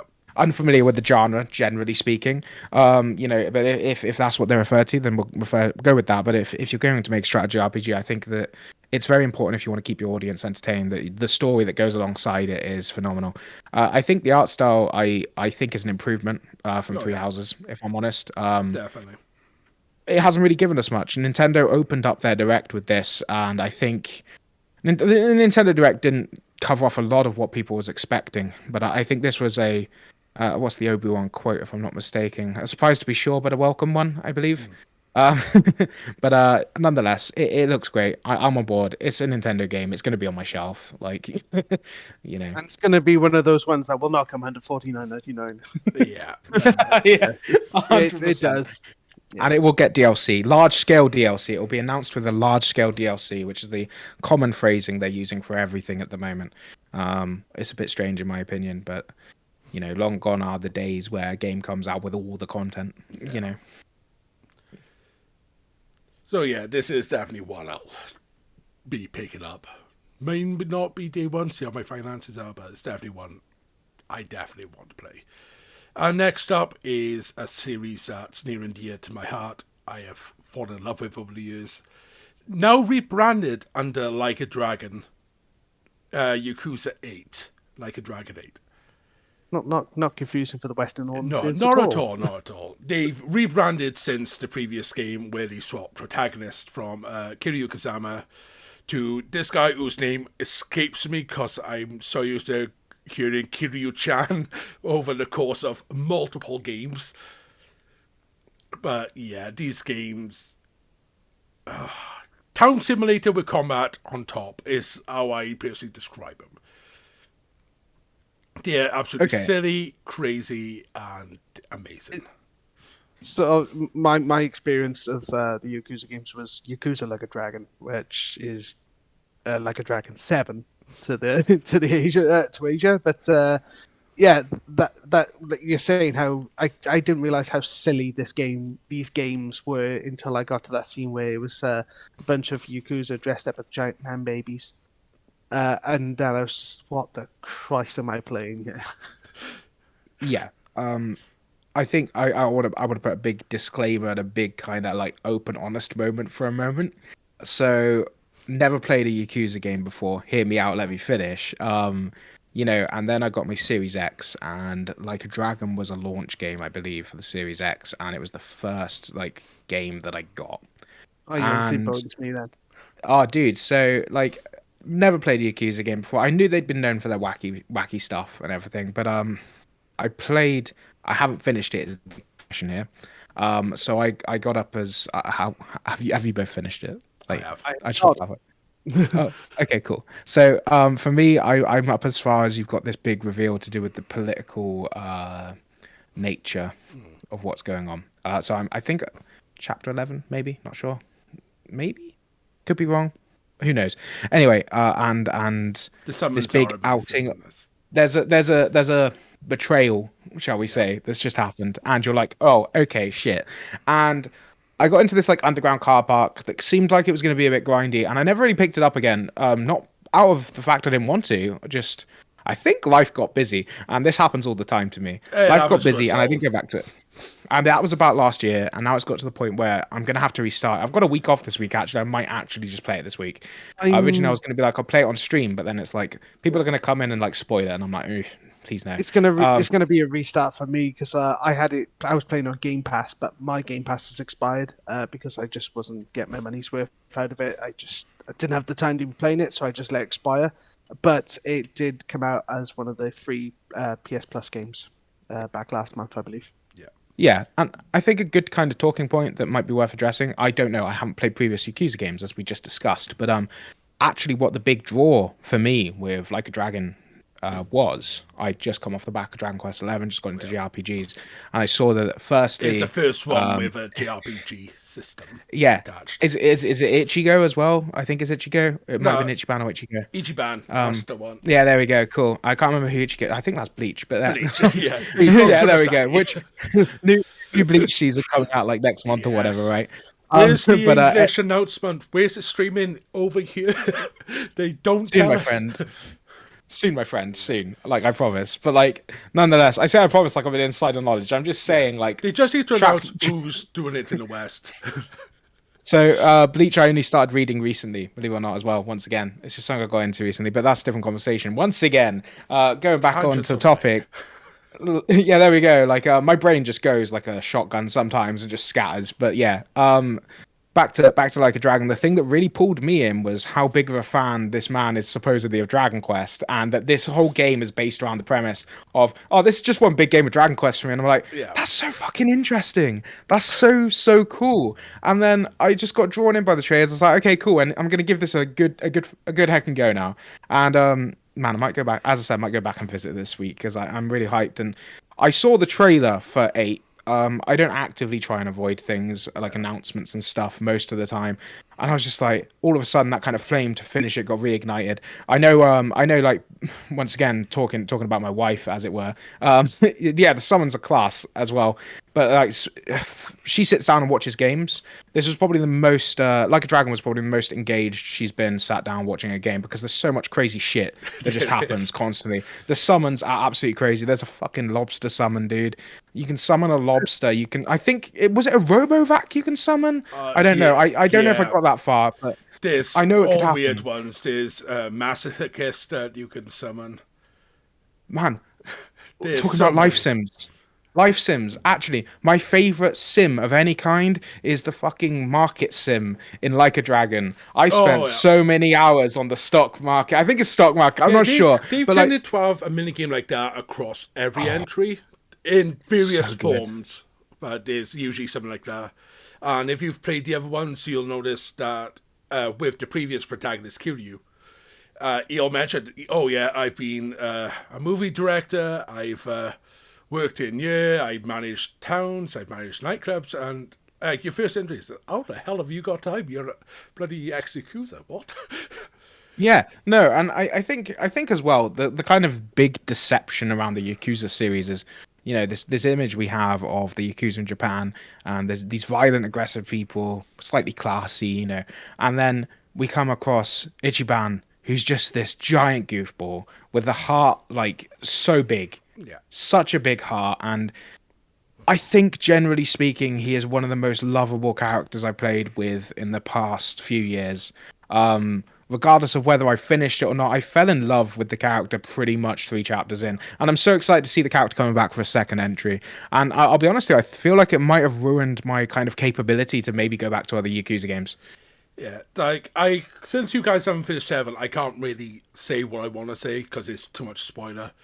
But certain character shows in the 2 reveals to the main characters with grey hair. He is a character from previous games. He is the previous protagonist.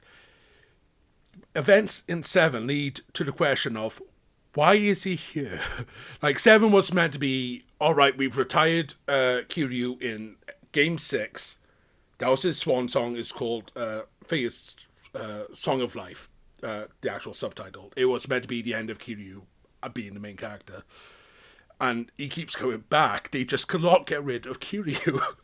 So it's very curious why he seems to be more predominant in 8 now.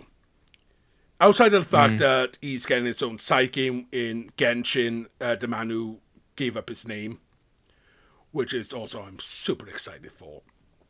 And we're finally getting Like a Dragon Ishin, or Yakuza Ishin, which was a Japanese-only game from years ago set in rural Japan. And now it looks just as wacky as it should be. Like, yeah, I'm swinging around samurai swords, splitting bullets in 2 and his demons, and yeah, I'm all down for the silliness of the series. Like, you'll get a main story that's serious, more serious than all the sub-character stuff. Then you just go into the side quests and, yeah.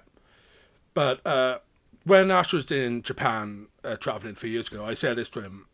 If you go to this one area of Japan where the city of Kamurocho, the main city from all the Yakuzas, is based, you can play the game and know your way around that city and vice versa. Yeah. God, it's... No, that's... Outside of what the buildings really are, like some are, like you might see a cafe in a game, it might be a pharmacy in real life. But in terms of the actual city structure, it is 1 for 1.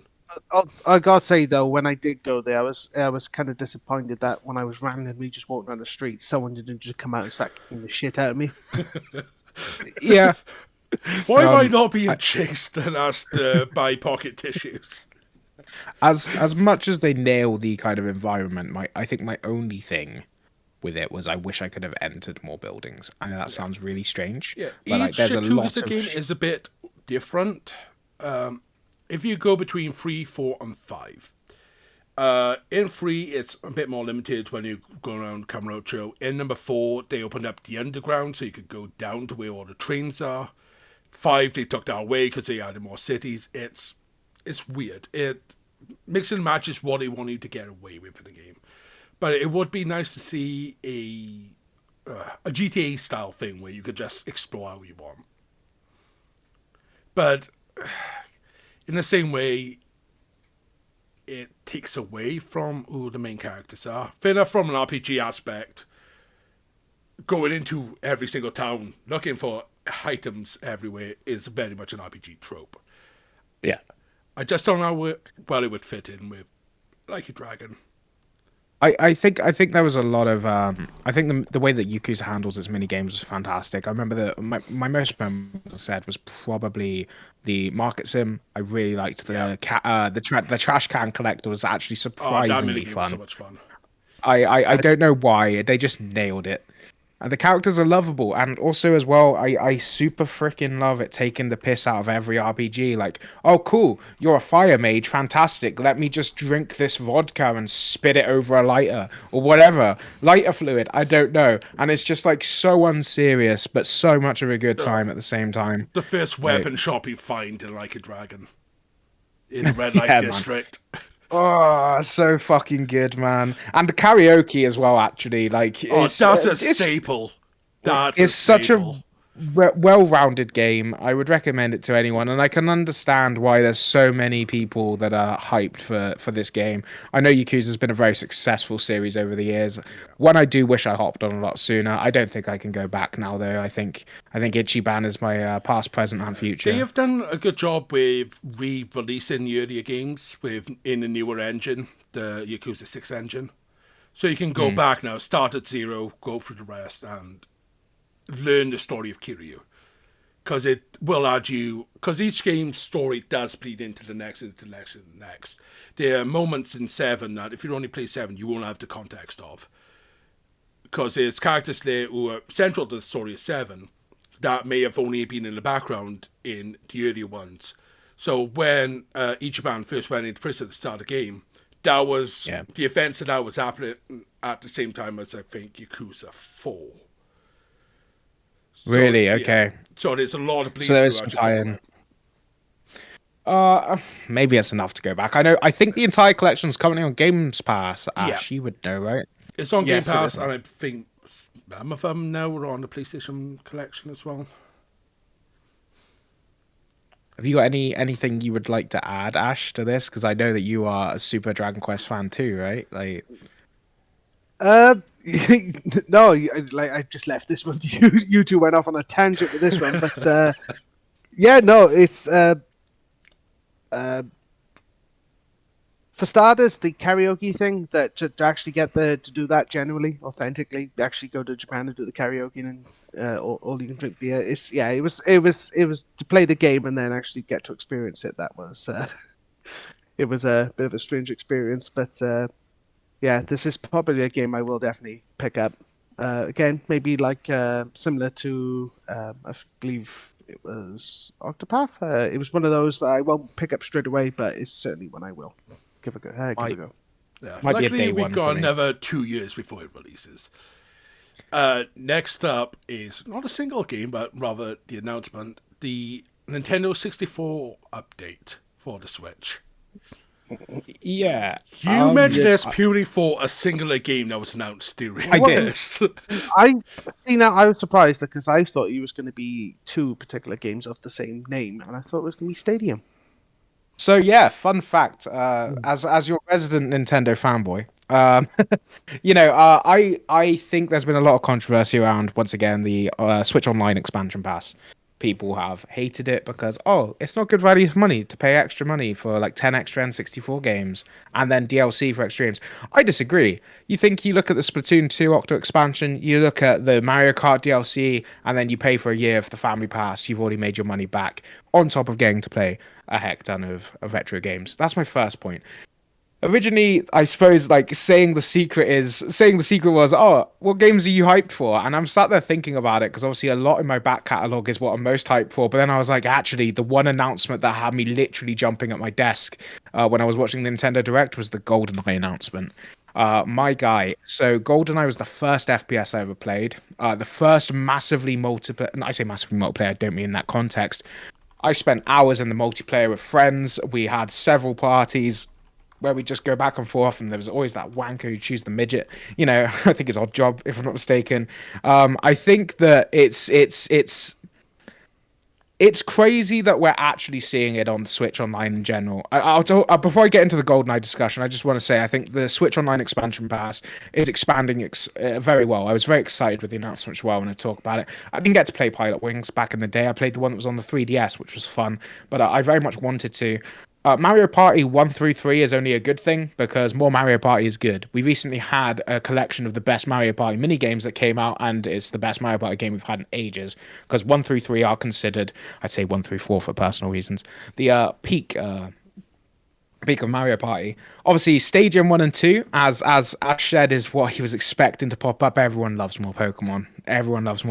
But for me, I genuinely believe that with Stadium, the core gameplay isn't anything to do with the core gameplay. You can't see me making my air quotations, as it were. But I think actually the main draw to the games are the mini games.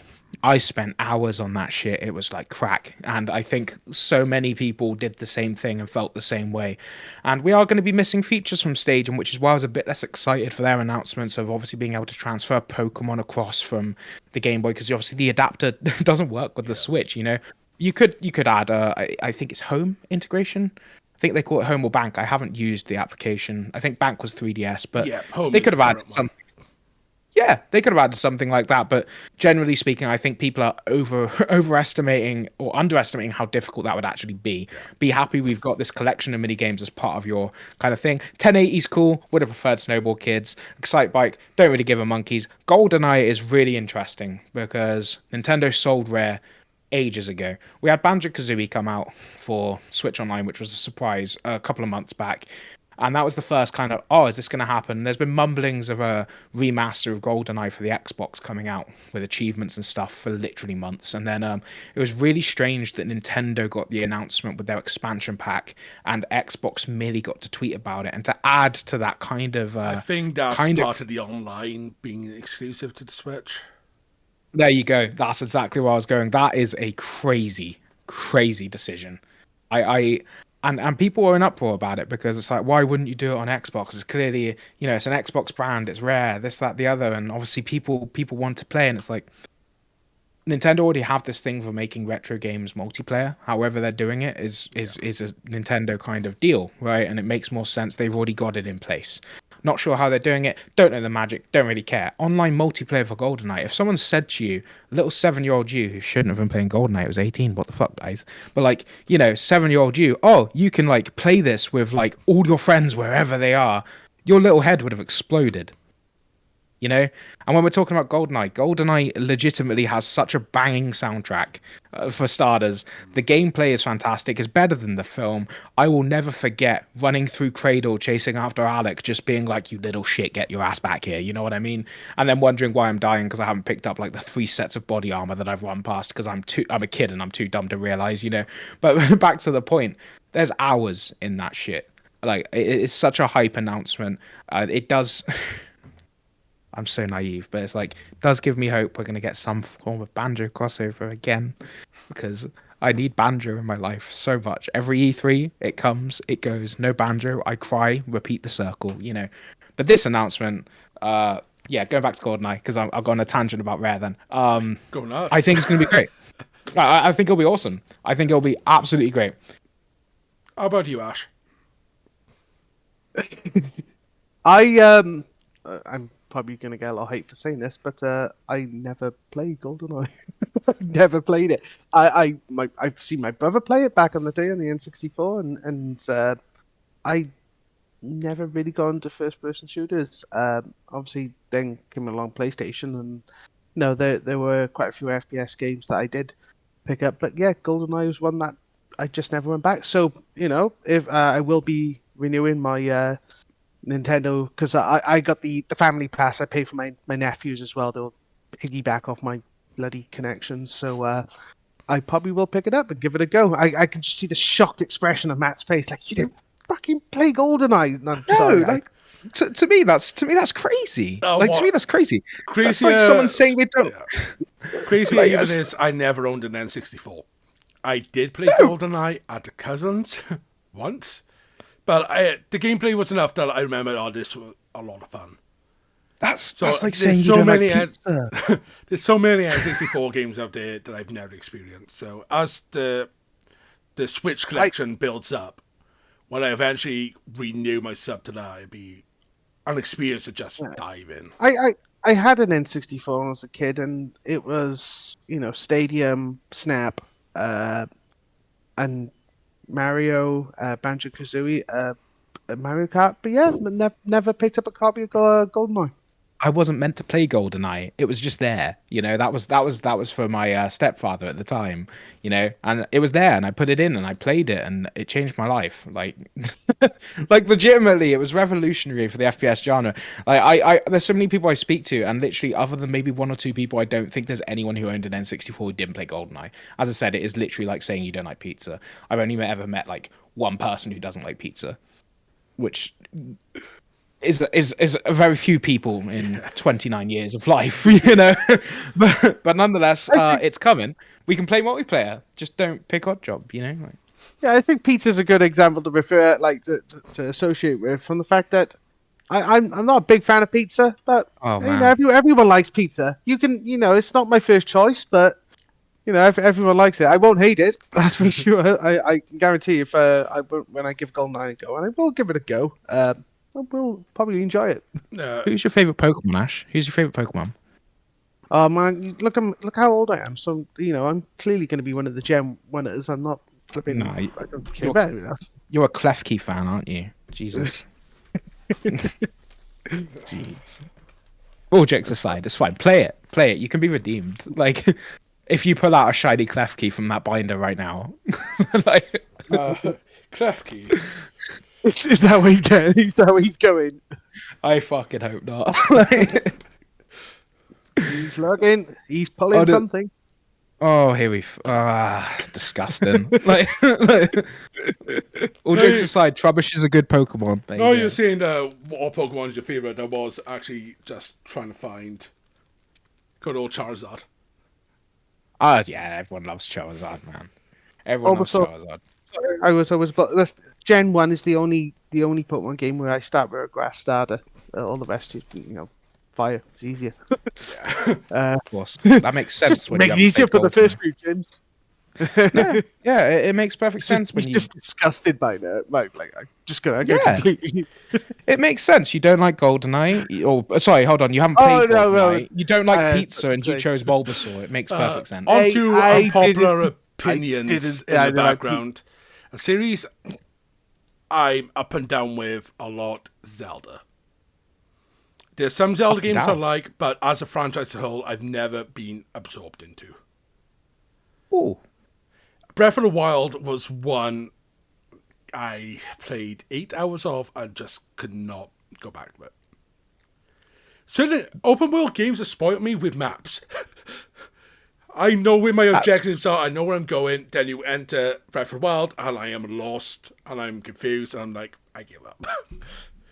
I'm sorry, just on the side note as well, Matt, not to upset you even more. The last time we spoke about it, which was about almost 2 years ago, I still haven't played Paper Mario. oh fucking hell, man. As in, Sorry. why am I here? No, I'm joking. I'm here to convert. Okay, like praise the Lord, bow down to our gods. Our Splatoon gods, bow down to our like Zelda gods or whatever you may call. But like legitimately, that's fine. Like you got to play Breath of the Wild soon. It's interesting you say that actually, Flynn. I don't know whether to call you Flynn, Paul, whatever. Ash Flynn, call you Paul, but Flynn, Paul, whatever. But legitimately, like it's okay. So Breath of the Wild, I can kind of understand is as kind of it tore the fan base at the time.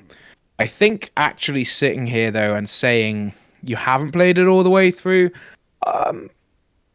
unpopular opinion, I can understand, especially if you have come from this background of open world RPGs and whatnot. It's maybe not what you're expecting. More importantly as well, if you've come from like me, I'm a massive Zelda fan. I've got a Triforce tattoo on my back. Like Zelda is probably my, if not my favorite, my second favorite Nintendo franchise. It holds a very special place in my heart for a multitude of reasons. Breath of the Wild, I can see the divide. I can see why people are very much like it's overrated. I can see why people are like, this is the best game of all time. I see it from all sides. Personally, I do think that it deserves the praise it gets. It's a very fantastically designed game.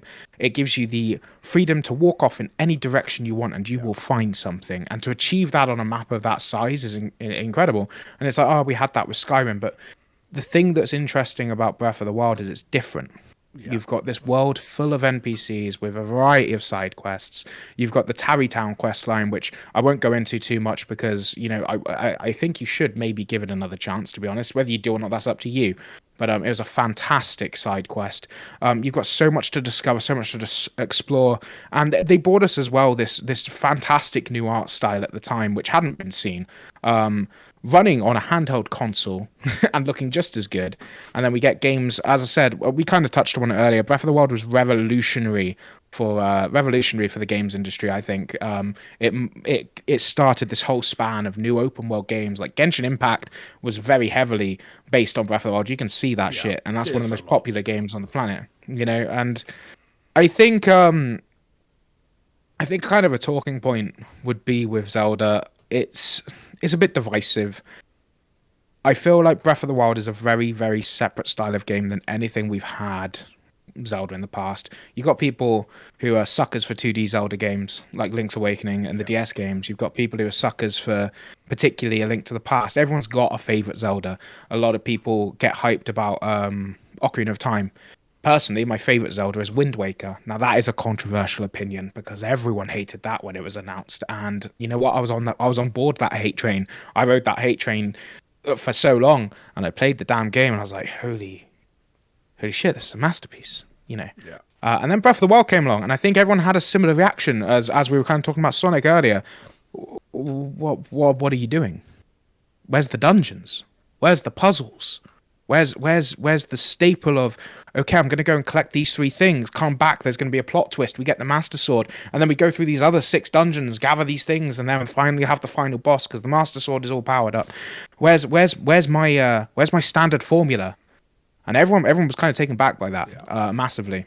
Breath of the Wild implemented, you could literally run from home base if you wanted to. I mean, I wouldn't recommend it, you know, unless you want your ass handed to you. You could run from spawn point straight to Ganon if you wanted to. Don't recommend it. Alternatively, I think the Divine Beasts were quite interesting. There was 4 of them, and you know they gave us our kind of traditional dungeons. I'm holding something weird. They gave us our traditional kind of dungeon style things, but not really. It was a bit different. And then we had our shrines you could bump across. And the cool thing for navigating this world, you know, you've got your power glider. It sends you high up. You can oversee the world. You can put markers on individual shrines. You can head wherever you want. You're guaranteed to find something. And you can sink hours into that bloody game. I got the DLC. I never even finished the DLC. And that is an admittance. Like, I hate to say, and I might go back and do it. But I think what's interesting about this announcement is it's very divisive for the fan base, because a lot of people are like, cool, Breath of the Wild's my favorite Zelda game. I can totally do a Breath of the Wild 2. I can totally do a second one. And then you got other parts of the fan base that are like, okay, cool, well, where's my baby? Not baby Zelda in the sense of, oh, this is a baby game. I mean, where's my babe? Where's the love of my life, Zelda, as it's been for all these years? And I think we're going to head in this kind of direction at the moment. Obviously, we're seeing a Breath of the Wild 2. This is literally Breath of the Wild 2. I think that there's going to be a couple of changes. You can see in the trailer. There's going to be a couple of changes. I don't think we're going to see shrines. I can't see any shrines on that. I am scared for the hardware more than anything. I am scared for the Switch hardware. Yeah, I was actually just about to say that. Looking at just because I just looked at I've been telling you watching the video again, and wasn't it said that was it Xenoblade 2 kind of pushed what the Switch could do? Yeah. The poor Switch will be screaming trying to play this game. Oh, I've got hope in that department. So, fun fact for you guys that you might not be aware of. So, in terms of Breath of the Wild, Monolith Soft helped build the world for Breath of the Wild. Monolith Soft are obviously the studio behind the Xenoblade games. They helped massively with that, and I know that the rumor millers are churning that basically we're getting more Monolith help on this. However, I was talking about it on stream. I did a small reaction thing for the Direct on stream, and it's interesting in terms of a release window for Nintendo, I will say. Okay, cool, it's releasing in May. Nintendo don't put anything big out in May, ever. Unless it's shipping with something else. Now, I don't want to start this whole fucking rumor mill of, oh, Switch Pro, Switch 2, woo woo. Because we get that literally every month. It's like, oh, slow news month, here. Let me just pull out this free card of Switch 2, you know? But I think that... it's the Switch Pro. Yeah, 100%. I think it would be a good time to bring out new hardware. I don't think we necessarily need it all around, but... I'd like to see it for something like this. We've seen very little. This was announced originally in development, I think, all the way back in like 2020, 2019. Yeah, it's been announced for a while with a very small teaser. Yeah, it went completely dead. It went completely dead until literally a couple of weeks ago. We've got this trailer, and I will say I played Hyrule Warriors Age of Calamity, which is the prequel, if you want to say it. It's a Dynasty Warriors game for the Switch, and by the love of God, that thing chugged. It chugged. It was unplayable. In my opinion, people argue with me, but like legitimately dipping, I can handle a constant 30. Heck, I could handle a constant 20, but when you're going from like 40 to like 16 back up to 24 to something, like it's just too much, especially for a game like that. I actually put it down and didn't finish, and I think that's probably my only real fear about this is, what are we doing hardware-wise? Do we need the new hardware? I don't know. The Switch has needed it since its inception. It really has. Like, even first-party games like Pokemon suffered. Like, yeah, but you're saying about the Dynasty... See about the Dynasty style type games, and that maybe that's what... Yeah, which kind of that had an impact on the frame rate, but Persona Strikers, yeah, that run smooth the entire way through. the engine Yeah. Atlas used was much better. There's an element of hope there. I think if we talk about gameplay strictly and move away from the kind of hardware discussion, it is a weird release window. That's all I will say on the matter. I think being a Nintendo fan long term, I don't think I've seen many big like flagship games launch in that kind of May window. I think the possibility of development taking a bit longer than expected, because it looks like they're using quite a few assets from Breath of the Wild as well, is probably something to do with struggles with hardware. It wouldn't surprise me.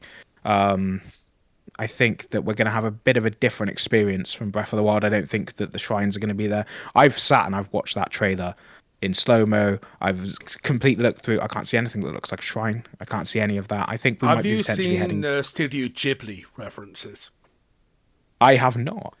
I can't remember if it was on IGN or something. There's a lot of how this trailer plays out that you can find scenes in Ghibli films that match it exactly.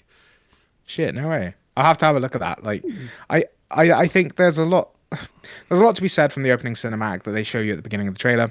Looks like you've got the, like, without saying too much about Wind Waker and stuff, like, for example, what's on screen at the moment, from what I can see anyway, we've got our usual 7 badges. They look like sage stones from Ocarina of Time. You know, there's a couple of things that allude to the story there, like the Fall of Zelda or whatnot. I think we're going for a more traditional narrative experience. Breath of the Wild's narrative was all made through memories. There was 12 of them, pretty much.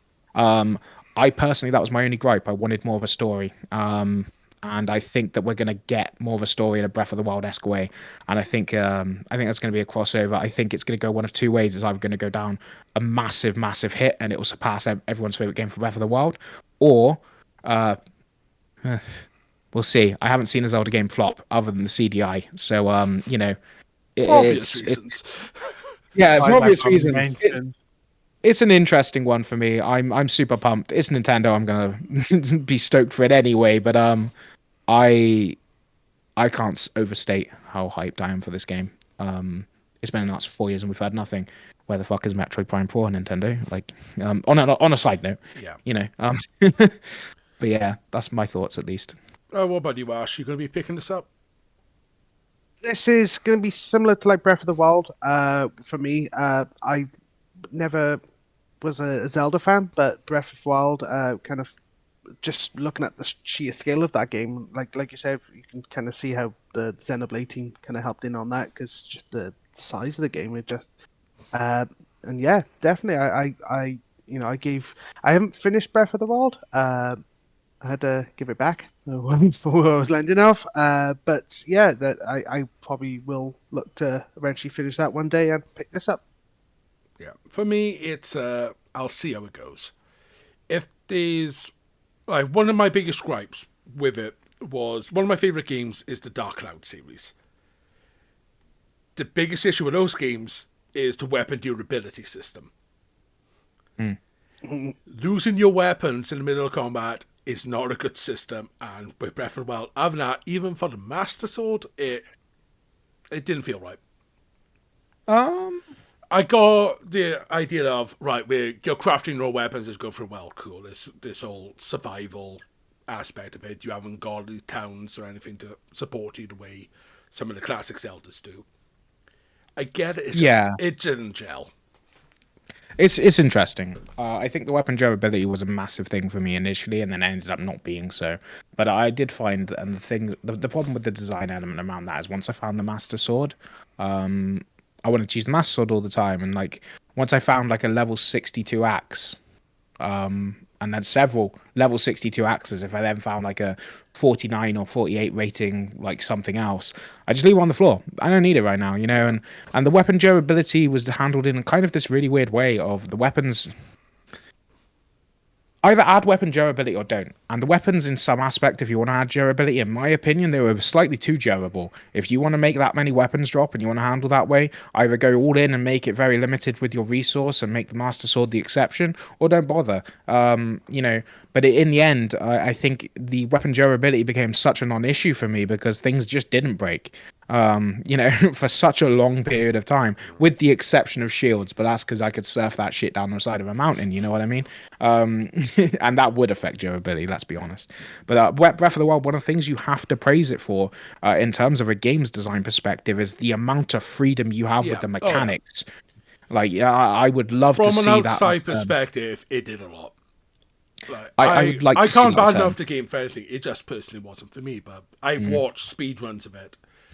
I've watched gameplay of it. I've watched, right, we're going straight to the ending, not even picking up anything. We're going there with a wooden stick and beating the boss. Bloody impressive. Yeah, There's a try lot it to again. do. Someday.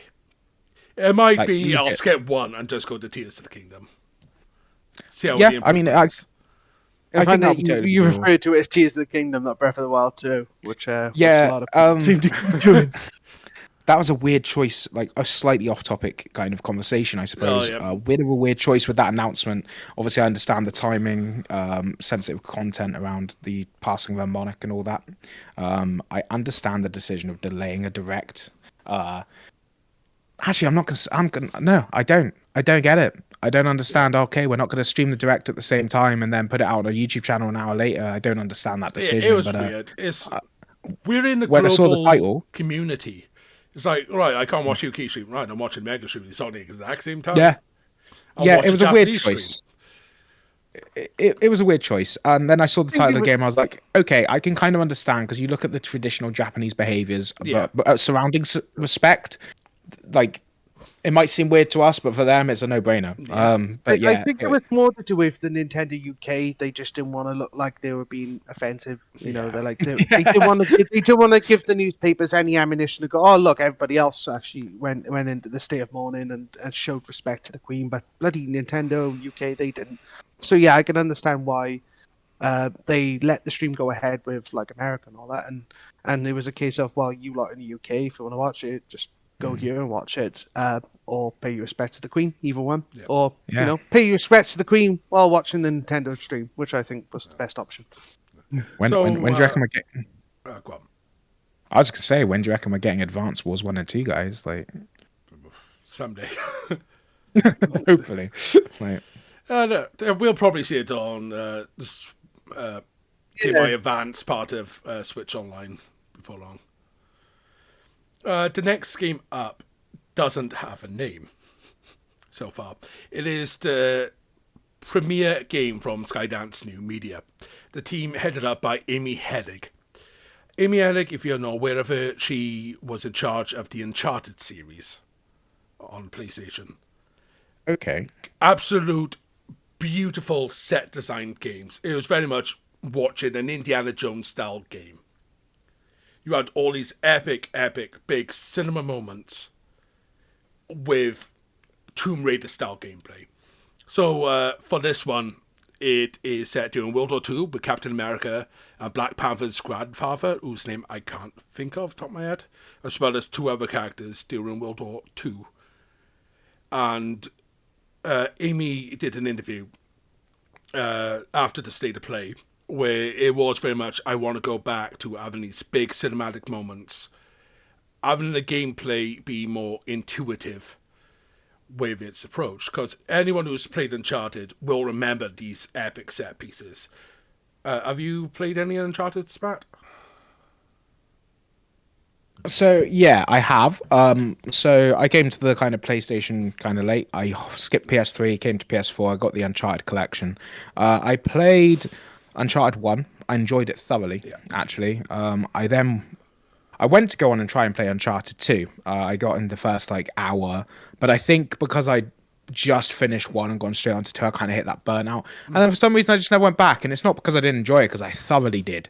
It kind of felt to me, probably some blasphemy here, it felt to me like the Tomb Raider games. It was very much the inspired by reboot. that style. And then the reboot, funny enough, it went, Tomb Raider inspired Uncharted, inspired the Tomb Raider reboot. Yeah. It was very much the second, it was Uncharted 4 with Rise of the Tomb Raider. Those two came around at the same time. They both had grappling hooks.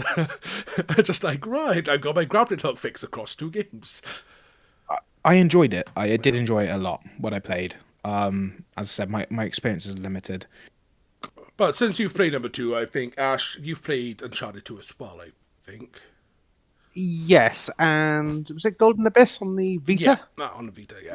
Play that one. So, bring Yeah. up number 2 quickly. Down opening, you're on this train, you've just woken up, is dangling off the side of the cliff. It's these set moments Amy is so well known for. And you add that into the Marvel universe, it will feel like you're watching an Avengers movie play out in the game. And I can't wait to see what the studio does. I think like when it comes to Marvel, especially with the core characters like they have here, video games will definitely do it justice. Well, on the fact that I don't know, think of the Spider-Man games. Yeah, but think of the Avengers game from Square Enix. Yeah, ignore. Its live service doesn't exist. It depends on who is developing. You look at Guardians of the Galaxy, that was fucking amazing. So I haven't actually started or finished, obviously, because I haven't started Guardians. It's on my shelf. I need to finish it, but so far it plays out so well. It got the humour of all the Guardians down. But yeah, it's been the case of Square Enix. Any live service game they've tried to do since everyone tried to jump on the Destiny bandwagon. Like, going back to Overwatch, that is very much a live service game now. Battle passes are part of that bubble. Because the game is getting updated as your service, it stays live. But it was them trying to approach it in a different style. So Avengers, it didn't work. It really didn't. Sorry, Smatt, but did you just have a Christmas present ruined for you? No, not so much. Sorry. Obviously, we're recording this. We're recording this on Twitch, and my wife is in the chat calling out the fact that she bought me Guardians, and it wasn't for Christmas; it was for my birthday. But she bought me Guardians for my birthday, and it's still sat in the cellophane on the shelf. Backlog game. Not. Yeah, it got backlogged. Not because I didn't think it would be awesome, just because there was loads of other shit that came out at the same time, right? And I think I'm super hyped for it. Don't get me wrong. Like, I think that everything I've seen on it has shown that they put a lot of effort into it. I think it was the same team that made the Avengers game, funnily enough, and they learned from their mistakes. At least some of the same team members from what I read. Avengers was an interesting game because it came out like and super fucking flopped, if I'm not mistaken. And then they've, through live service, added all this extra content that a lot of people do like. I know Kind of Funny Games actually funnily did mention on their podcast several times how much they enjoyed the growth of that game. But for me, I've seen this, for example. I love Captain America, personally. He's one of my favorites. Just recently started rewatching them again on Disney Plus. And Black Panther as well is an interesting character. I think that doing a combo set around the World War II era, it looks like, possibly, who knows? Yeah, it is. With Hydra looks sick. You tie that in, if it's anything narratively like Spider-Man, which was Spider-Man was a 10 out of 10. I 100%ed that. I platinumed that, and I don't platinum many games on it. PlayStation. Holy shit! I can't say how excited I am for the very small amount of information we have. I love the fact that if for the people watching with the trailer looping, it shows the 4 main characters as part of this, and I love the little nod to Tinker Tailor Soldier Spy. With King Captain Soldier Spy. So yeah, Amy did confirm it's doing World War II. It's T'Challa's grandfather. So we're playing a Black Panther that's not been in the comics and hasn't been in movies, video games. So it's a brand new Black Panther as well. That'll be interesting. So yeah, it should be a really, really fun time. On to something that looks amazing to something that annoyed me with game announcements. Oh boy. Tales of Symphonia Remaster. There we go. For one reason, they ported the wrong game again. So this game, when it first came out on GameCube, all those years ago, it came out at 60 FPS. It was re-released on the PlayStation 2 at 30 FPS. And every subsequent release has been locked to 30 FPS. Even the modders for the Steam version currently cannot get it back to 60 FPS. It is currently the only Tales of game that is sub 60 frames per second. It's an amazing game. I'll probably pick it up again to play through. But why, oh why, have they ported the wrong version? Is it Symphonia that's had like several remasters and several re-releases? Yeah, Yeah. it was Okay. So little fun story. I picked up the standard copy on PS3 when that came out. And they decided Game sent me the collector's edition, which came with the little chibi figures and the book as well. That kind of tied in Dawn of a New World, which is the sequel to Tales of Symphonia. Kind of was like a tie-in, and paid like 30 quid for that. But yeah, I Symphonia for me, I put that up there as my probably favorite. Well, I second. I put it at second because Vesperia is still top, but Symphonia, I played this when it came out on the GameCube. I had the GameCube copy, and yeah, seeing this again, and I'd release on Switch, I will buy it on Switch. Even with what Paul mentioned there, yeah, it was a bit disappointing that they didn't port the GameCube version. But it's definitely still worth a pickup. Yeah, considering a game of that generation, 30 FPS versus 60 FPS shouldn't really matter. But the combat felt a lot different between the two. It was more sensitive in the GameCube version, so when you got these trophies to do a 100-hit combo, you want that sensitivity so you get your button timings right. So it inadvertently made the combat a bit harder. But again, it's bringing the game back out to a new generation. This might be their entry gateway into the Tales of franchise. Your wife just mentioned never playing the Tales of. I'd recommend Tales of Vesperia, the remaster that was on PS4, or Tales of Arise if you want to go into the newest release. Exilia, the Exilia, and Graces as well. And oh god, there's so many of them. So yeah, I've got an interesting relationship with this game in particular. I think it was Symphonia. No, not Symphonia. No, it is Symphonia. I got a copy of something. I think it was originally on the PS2. I'm not sure. Nonetheless, actually, there was an Xbox 360 release of a Tales of game, and it's going to annoy me. It might have been Symphonia. Vesperia, there you go.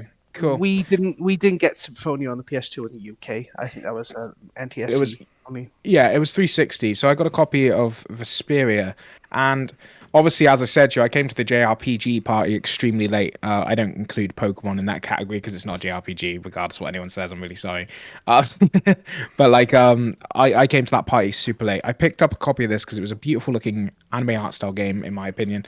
I'd been on a massive anime hype, and I picked it up, and I couldn't gel with it. I couldn't gel with the combat at the time of this Vesperia now. But the thing that's quite interesting of the Tales of series for me is I've always had that draw to it because of its art style. I think it was Tales of Berseria came out, or if I might be pronouncing that wrong. Fantastic. Tales of Berseria came out. That was beyond fantastic. No, yeah, so I wanted to play it. No, it's been on my wish list for a while. I think it's now in my library and has been in my Steam library for a while. Zestiria. And it was Berseria, I think. BER. Yeah, and it's been on my kind of like, I want to dabble with this series, and every time a new Tales of game is announced, I'm like, yeah, this shit looks great. Even before I was into JRPGs, now that I've done the JRPG thing and I'm super on board with them, as we know, what's Xenoblade, right? Tales of Arise was obviously announced recently, and I was just like, oh. Once again, I'm having this trap of, Tales of another one. This one looks sick too. When am I actually going to get around to it? What was interesting about this one, I'll just be honest, I don't really feel like I'm dragged into wanting to play this. I don't know if it's because of remaster, I don't know what it is. But for me, I remember me trying to play Tales of Vesperia. I think we agreed, or Zestria, I can't remember. Yeah. We'll get one of them, and then I'm just being like, yeah, the same for me. And I feel like I may have forever been tainted with that. If you guys think that legit this is a good place to hop on board and give it a try, or start with a new one, sure. I'm happy for everyone who's getting it, other than, the obvious clown decision. Yeah, I feel like you get that kind of phobia to start a new genre, a new game series, like, for example, like, Christ, I look at Assassin's Creed now and go, I ain't even gonna bother. This is just too many. But I've upset you again. But but for someone who's an Assassin's Creed fan could turn around and go, well, you don't have to play all of them. And they say that pick these select fews, and you can do the same with Tales. You don't have to play every single one. Like they're not linked in that sense. That there are direct 95% of the series is standalone. Like Tales of Hearts on the Vita, there's Tales of Eternia, Tales of Destiny. Some of them are quite dated now, so like I think there's ones that never came out for the UK, which is Tales of Legendia. Tales of Fantasia was the first, so that is a game. If you could pick up the Game of Advance copy, that's actually worth a play. But obviously, bear in mind it is a dated game, so play it like you know. Approach it like you would approach a Game Advance game, essentially.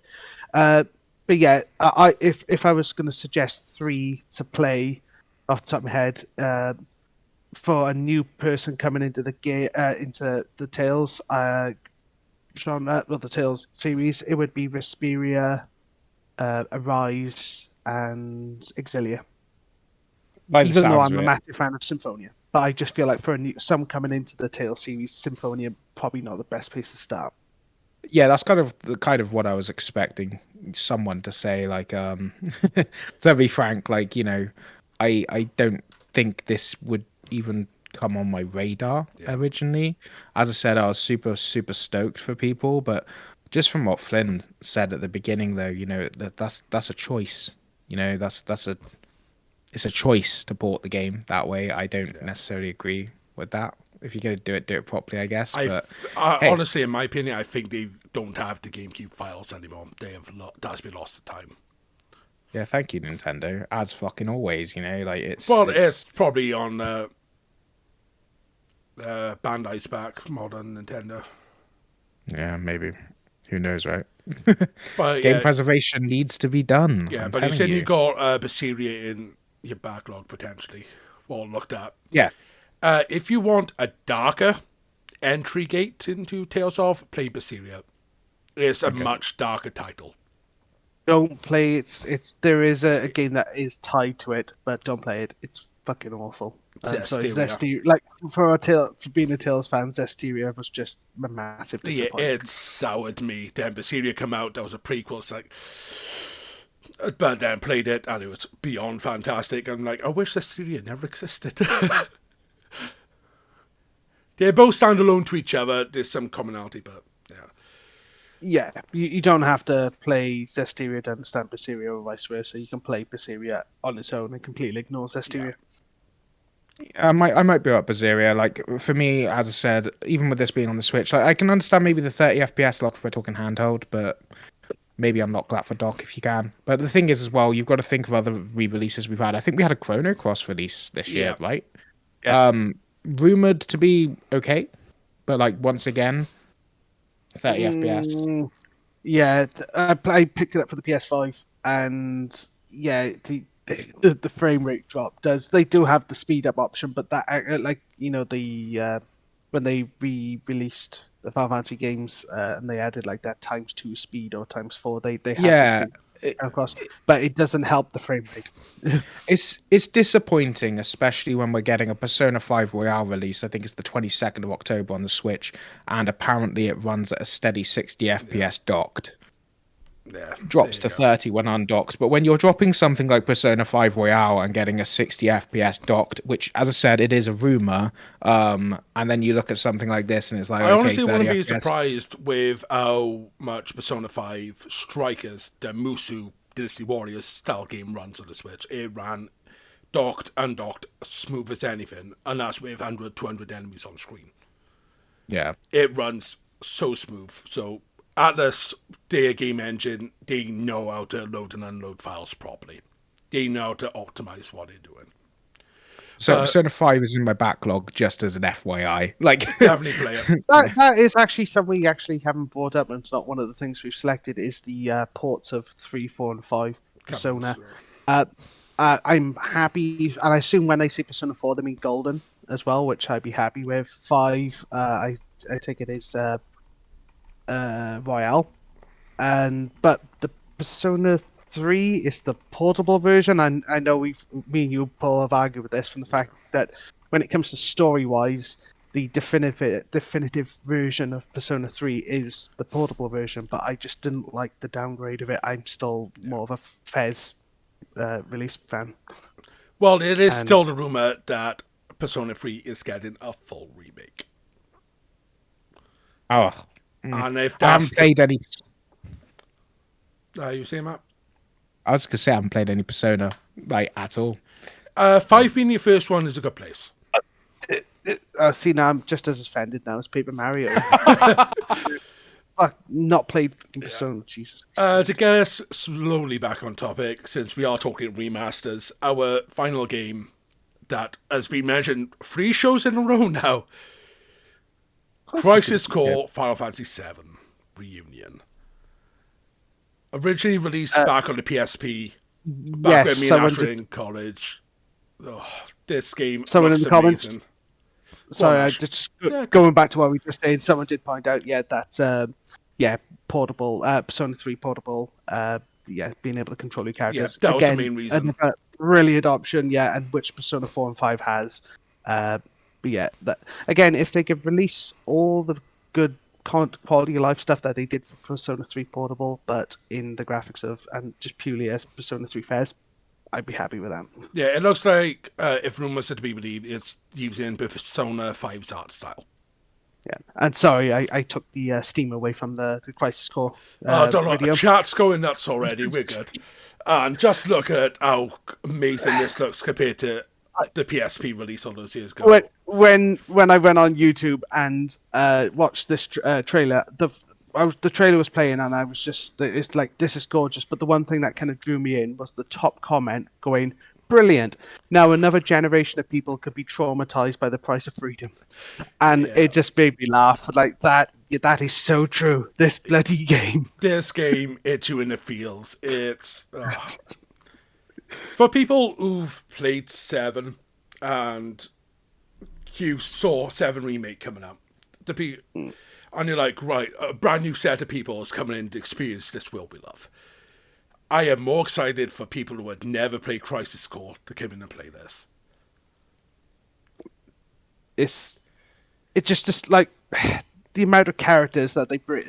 They kind of, I feel like the length of the game, like it's shorter than the original Final Fantasy VII, but like the amount of characters and the development that goes on, I feel like a lot more goes on in this period of Crisis Core than does in Final Fantasy VII. So the good thing is it is using 7 Remake's combat system. So it's going to feel fresh, it's going to feel modern, it's going to feel up to date.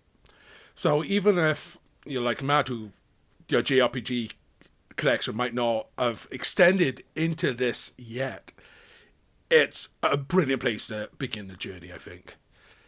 Do you have any interest? It's interesting you ask, because with Final Fantasy, as I said, I've tried. Hear me out. So once again, bringing up my other half, massive Final Fantasy fan, massive Final Fantasy nerd. You can see her popping off in the chat for the podcast at the moment, For me, I kind of feel like I missed the Final Fantasy train. So first Final Fantasy game I tried to play properly was 13. And you know what? The first 10 hours I super enjoyed it. Don't know why I didn't carry on with it. I tried 10, managed to do 10 hours, stopped again. Don't know why, I just couldn't do it. 7, I got up to the train graveyard. Not that I wasn't enjoying it, just that's where I got up to.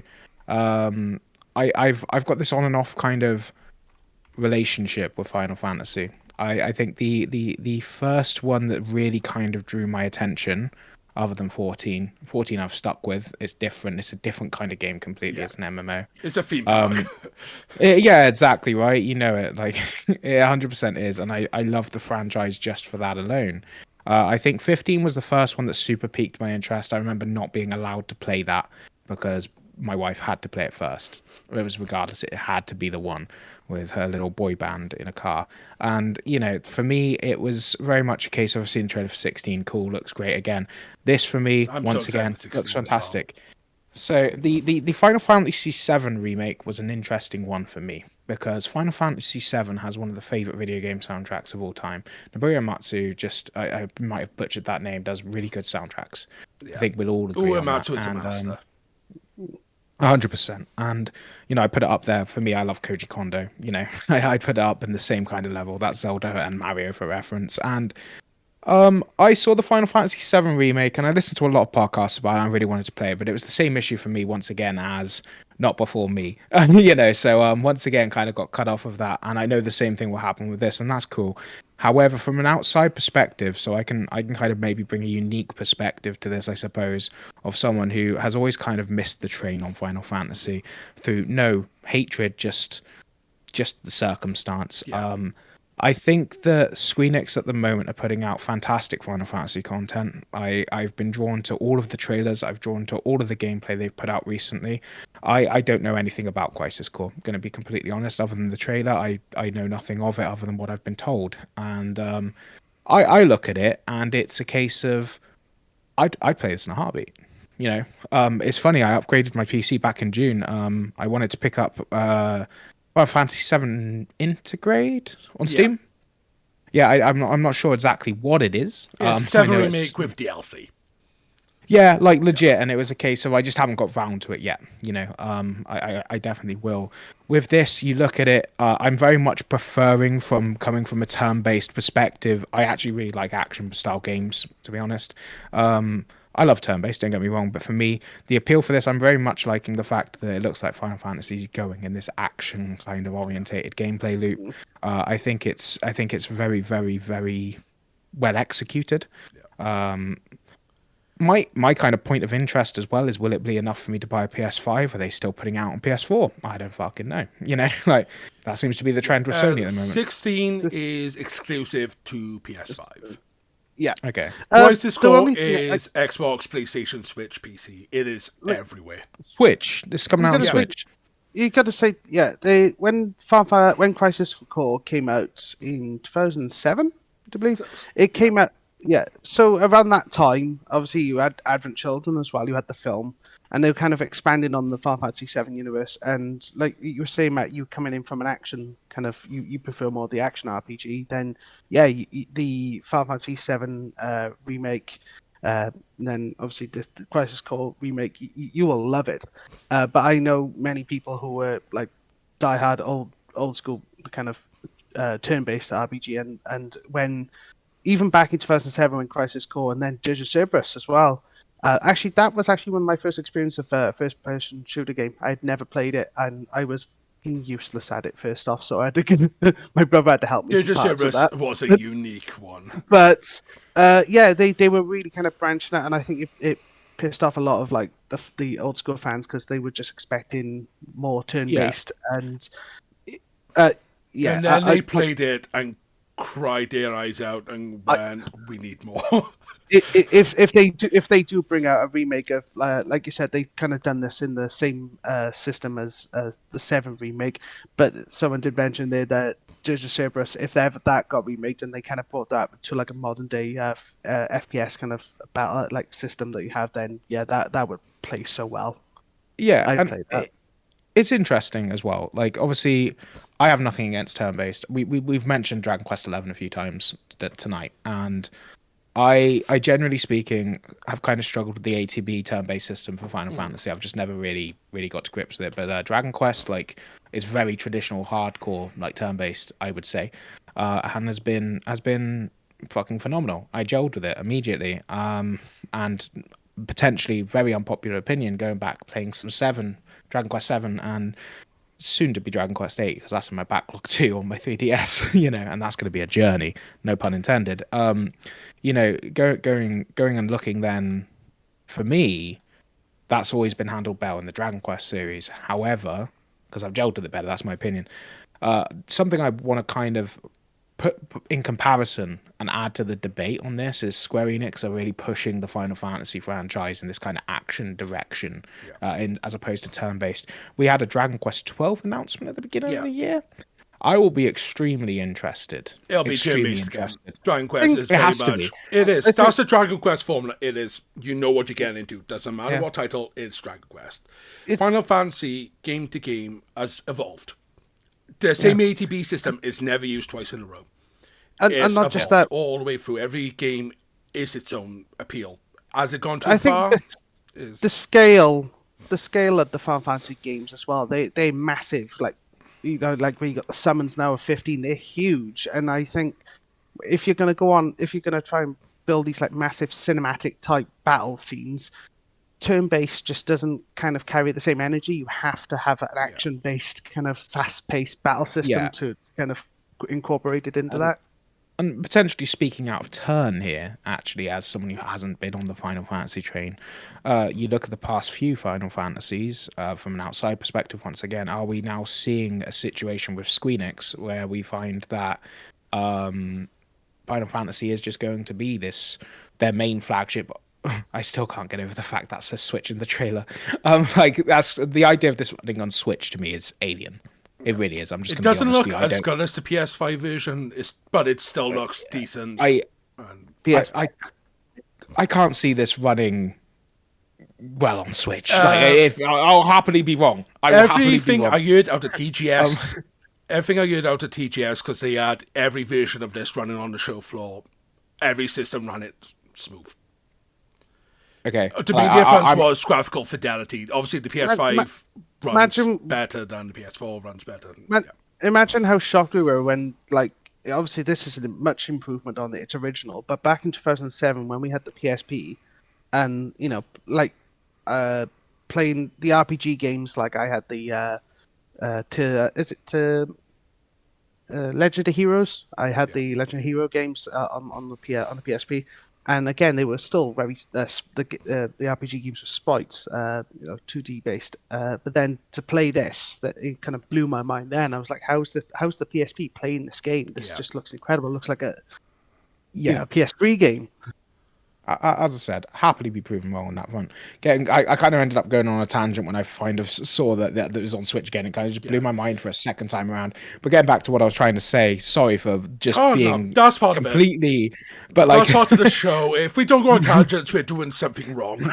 Like the point I was trying to make is, are we now entering this kind of era where Squeenix? Yes, I'm calling them Squeenix for those who may or may not hate it. It's just a habit, unfortunately. We are finding that Final Fantasy is actually turning to this action RPG sided flagship, as opposed to, and then leaving Dragon Quest their turn-based flagship. Yes, is that something we're seeing? Naoki Yoshida, obviously director, producer Final Fantasy 14, also producer for 16. He recently did an interview where he was asked, "All right, is the future of Final Fantasy all going to be action based?" And he has said that even though 16 is, he also notices the fans are still clamoring for the old school turn-based. So in his mind, because each subsequent game is up to the director of that game to push is ideal Final Fantasy. That is the core between every director doing a Final Fantasy. It's what their vision of this game will be. So if there's a 17 in the works, it could go back to the turn style, because we might have a director who wants to see the classic Rebirth again. I don't see, but for me, that's what your Octopath Traveler is. That's what your 2.5 remasters are, is to keep your old school turn-based fans sweet, but at the same time, Final Fantasy series is still evolving. I couldn't see that going back to turn-based. It seemed like one of the most underrated Final Fantasy games that has probably the best ATP system is World of Final Fantasy. That game was a mainline series. Yeah, it's a spin-off. But it shows that it could work with updated graphics, updated thing. It can work, because we've got these games now that use the graphics that we're seeing in this Crisis Core trailer. We're seeing that put into a turn-based system. We're seeing that in games. Even with stuff like the Tales of, where it blends from overworld into a battle map and back out. We're getting that. We had similar parts of it in Final Fantasy X. So we can see a rebirth of this style. It's just down to the director of the game, and sure, Square Enix's board of directors will have their own sway with things. We're lucky in Naoki Yoshida that he has so much influence, because he's saved the company quite literally from financial ruin, that he's allowed to basically have carte blanche on what he wants to bloody do. So, I mean, to kind of argue my own point as well, I suppose, if you look at it from a kind of Western perspective as well, because you've got to take into consideration global markets and whatnot. You look at Japan; they go mad for Dragon Quest. They have days off work for Dragon Quest. They Yeah. release. I think pretty sure. I don't know if it's a rumor or if it's true, but they release Dragon Quest on a Sunday just so people don't skip Yes, work. that is fact. That is fact. There we go. Wonderful. We haven't seen the Because same there traction. was Yeah, there was a thing in the early Dragon Quest. It was one of the first 5 that they had a small financial crash because so many people left work to buy that game. That's correct. That's what I read, and I don't think Dragon Quest has the same.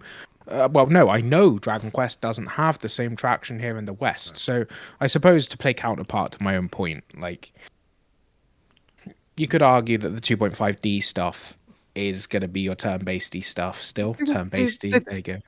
they're testing the water with the Western market with Dragon Quest. From the fact that, yeah, like you said, it's. I think 11 that's helped more- so much with the West for Dragon Quest. Yeah, and like I know they've made an offline version of 10. Dragon Quest 10. I The don't MMO, yeah. know if we would get that though. We want We're it. not They getting it. haven't made any inclination getting they're it. willing to do it yet. Not a chance. Well, we're getting it depends on how much the Western You'll market. probably see how 12 is perceived over here first, I think. Then Yeah, they'll- that's what I mean. It's just one of those testing the waters. They just to see how the Western market.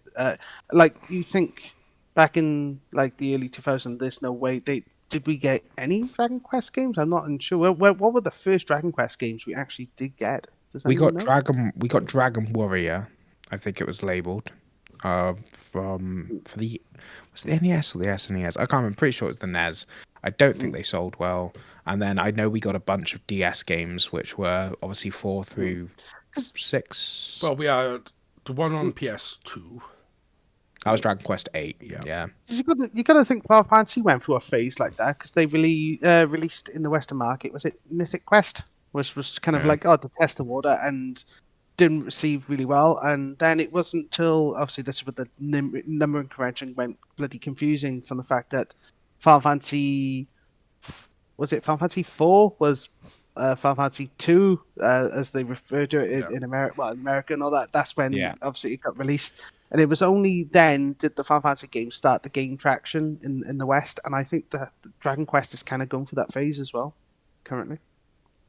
Yeah, I mean, getting back to kind of the Final Fantasy discussion, because I know that's what we were actually kind of talking about. Like, I don't think, to answer my own question, I don't think that necessarily you will see just strictly action-based. I think is the conclusion I've come to from our discussion, which I asked the question, which is a bit weird, but I think like I said, it's very much up to whoever's in charge of the game. Am I personally expecting it to be more action orientated? Yeah. And I think that's more. I think the point I was kind of coming to is I think that this style of gameplay is definitely more Western friendly. And you look at you look at the sales in the West; they've only increased each and every game. I don't think we count Final Fantasy VII and potentially Final Fantasy IX in that debate. But like you look over the past 10 years or whatnot, like they have increased through and through. I think Final Fantasy 15 like sold so many copies here over the West more than say 13. Straight away, and that was across Lightning Returns as well, I believe. I'll need to check my source, but that's what I read. The Lightning series was unfortunate. I don't know from an outside perspective why people have an issue with that. But that's 13 was a weird game. It felt a lot more linear than it actually is, because Final Fantasies have always been linear. It's been you're stuck in this path, stuck in this path, stuck in this path, open world right at the end. That's always been the formula. But 13, I think it was because of the PS3 graphics, them zoning maps, so we didn't have this open world that we had in 12. 10 was a lot more linear, but it felt more constricted. And then it went open and reconstricted at the end. It was a lot of pacing. The story kind of it kind of really focused on the main like group that you played, and other than for Lightning and like Sarah from 13-2, the other characters were either so hollow or just crap. They're just like really rubbish. Like, come on, I'm one of those people that fucking hated Snow. Just what a Chad Bellend. Yeah, 13, I did not like that character. He was just irritating. 13-2 was the best out of the trilogy. Yeah, definitely. I enjoyed 13-2. What I played, I don't remember. So that probably speaks 13-2 volumes. was just a better story. The characters was just more lovable. You could actually get on board with the stories. So yeah, it was a weird one. It didn't help that when... So we had Final Fantasy 13, we had Tales of Vesperia. They were around the same sort of windows. Final Fantasy was like, they were stuck in this, we make everything from scratch, we make it the best. So they went, yeah, on the PS3 we can't make towns. We can't do it. Impossible. Can't make towns in my RPG anymore. Tales of Vesperia comes out, we got world map, we got cities, we got towns, we got villages, we've got it all. Yeah. And that mentality screwed Square massively. It is, again, why Yoshida has so much sway now, is because he was like, fuck you, you're idiots, I'm fixing this shit, you need to get out of that mentality, we start using these other game engines the West use, because they are better. You don't have to in-source and make a fucking barrel that's got as many polygons as a main character. Because that's how disjointed the dev systems were from. Every department was so separated. They didn't know how to make it. I can see what you're laughing at there, Matt. Just looking in the comment section there, Paul. Yes, that was the other kind of grievance that we had with Final Fantasy 13. Leona Lewis. All the other Final Fantasies brought this up last week on our previous episode. I can't. I'd rather have the Dragon Quest XI problem of having the same 5 songs on repeat the whole game. Legit. And they're fantastic songs, by the way. There's nothing against. Oh my god. That's like Ed Sheeran just released a song to do with Pokemon. Fun fact for you, by the way. Yeah, on our previous episode, we had Marco Meatball on talking about video game music, and we did bring up the Final Fantasy series up till 13 had used in-house songs made for the games then. To appeal to the West, Leona Lewis for 13. Yeah. Why? It was terrible. I think they tried too hard to try and appeal to the West, and to the point that the West didn't want Western games. We played JRPGs from the fact that they are Japanese RPG games. If you want to play a Western game, you play like the likes of Witcher, I guess. They tried too hard with that, and I think that was the backlash they got with 13. And then, of course, when they announced 13.2, and it was just like, why are you flogging a dead horse here? And then Lightning Returns were like, Jesus Christ, they just, what are they doing? Just leave it die, and just go on to another series, like the next one, when they obviously 14 ended up being 14 didn't come without its disasters as well, if we obviously go for 1.0. So you had this period of like 13 and 14, and then 15 had its bloody disasters. So Square Enix and the Final Fantasy series has just been, let's not be lying, it's been a bit of a mess up to this point. And I think Yoshida kind of saved 14, and having him as the on board for 16 is definitely going to try and put Final Fantasy back on track. Wrap up my thoughts kind of on Crisis Core. If you want my thoughts, you'll have to ask my wife, because I won't get to play it. Like, legitimately. I will say that if you're watching her play it, the story is worth just sit back and watching. We'll see. I'm very bad at watching games. I struggle so much. I'm just there like, I want to try this myself. I don't have the patience for this. Like, it is Persona 5 Royale. Persona 5, should I say? I wanted to watch it, and I couldn't. And I was just like, I want to play. That's a heavy game to watch. Yeah. And then it doesn't help that it's a long ass game. There's like so many decisions to make. If it was a linear game, so like you could probably like just go back to 13 or seeing Crisis Core, seeing that's the one where it's showing here. You could definitely sit back and watch someone play Crisis Core, but Persona 5, no, there's so much like player choice in there that you need to play the game to really enjoy it. But it's also something that being a streamer, you can get away with a bit more with these multi-choice games. Is, you play it and you let chat dictate what kind of crap ending you end up with, because they'll always scream over somehow. Yeah, like streaming games is definitely a from experience, a fucking vibe. It's the only way I can really explain it. But you won't catch me streaming Final Fantasy. I think that my wife will start up her own stream channel, and then I'll be forced to watch it instead. Right, so for you paying attention, we've moved over into the last bit of the show. We are currently at 2.5 hours. We have talked a lot more than I was kind of expecting. So we won't stay on this section a bit too long, but any games, whether how long ago they announced it, doesn't matter. Any more games that you are hyped for to be released? I'm gonna probably butcher the name pronouncing it, but is it Edoing Chronicles? Iodine. There we go. And of course, it was so funny from the fact that it was like the developers who worked on that game were like the original developers of Suikoden, trying to push Suikoden, and then they were like, no, we're not going to do it, and they were like, right, well, we're going to go off and make the spiritual successor, and like Kickstarter, and seeing how successful the Kickstarter has been, and like, oh look, we're going to release a HD of 1.1 and 2 now. Like, yeah. Never mind, I'm happy for all three. Yeah. So yeah, Iodine Chronicles and Suikoden 1 and 2. Yeah. Looking forward to. How about you, Smatt? There's the obvious, which I think we're saving for another time, which we didn't touch upon, which I was expecting to, and I forgot to. Pokemon Scarlet and Violet, obviously. I was going to bring that up at the end because of what we've got planned. Reasons, we'll cover that off in a moment, but obviously Scarlet and Violet. I need to go back and play Bayonetta 2 before Bayonetta 3 drops. Being the Nintendo fanboy I am, there's a Kirby game from the Wii coming out for Switch that was announced in the Direct. Super hyped for that. Assassin's Creed Mirage is apparently going back to a more back to basics approach, not with this open world. Yeah. Exactly, yeah. Go kind of touching back to what Ash said earlier when we were talking about Tales and Assassin's Creed. My best piece of advice to anyone who's like, oh my god, there's so many games, they are kind of standalone. Go back and play the Ezio trilogy. Don't need to play anything else. Or Origins. Play one of those two sets. Well, I say two sets. Play Assassin's Creed 2, and then if you want to, carry on.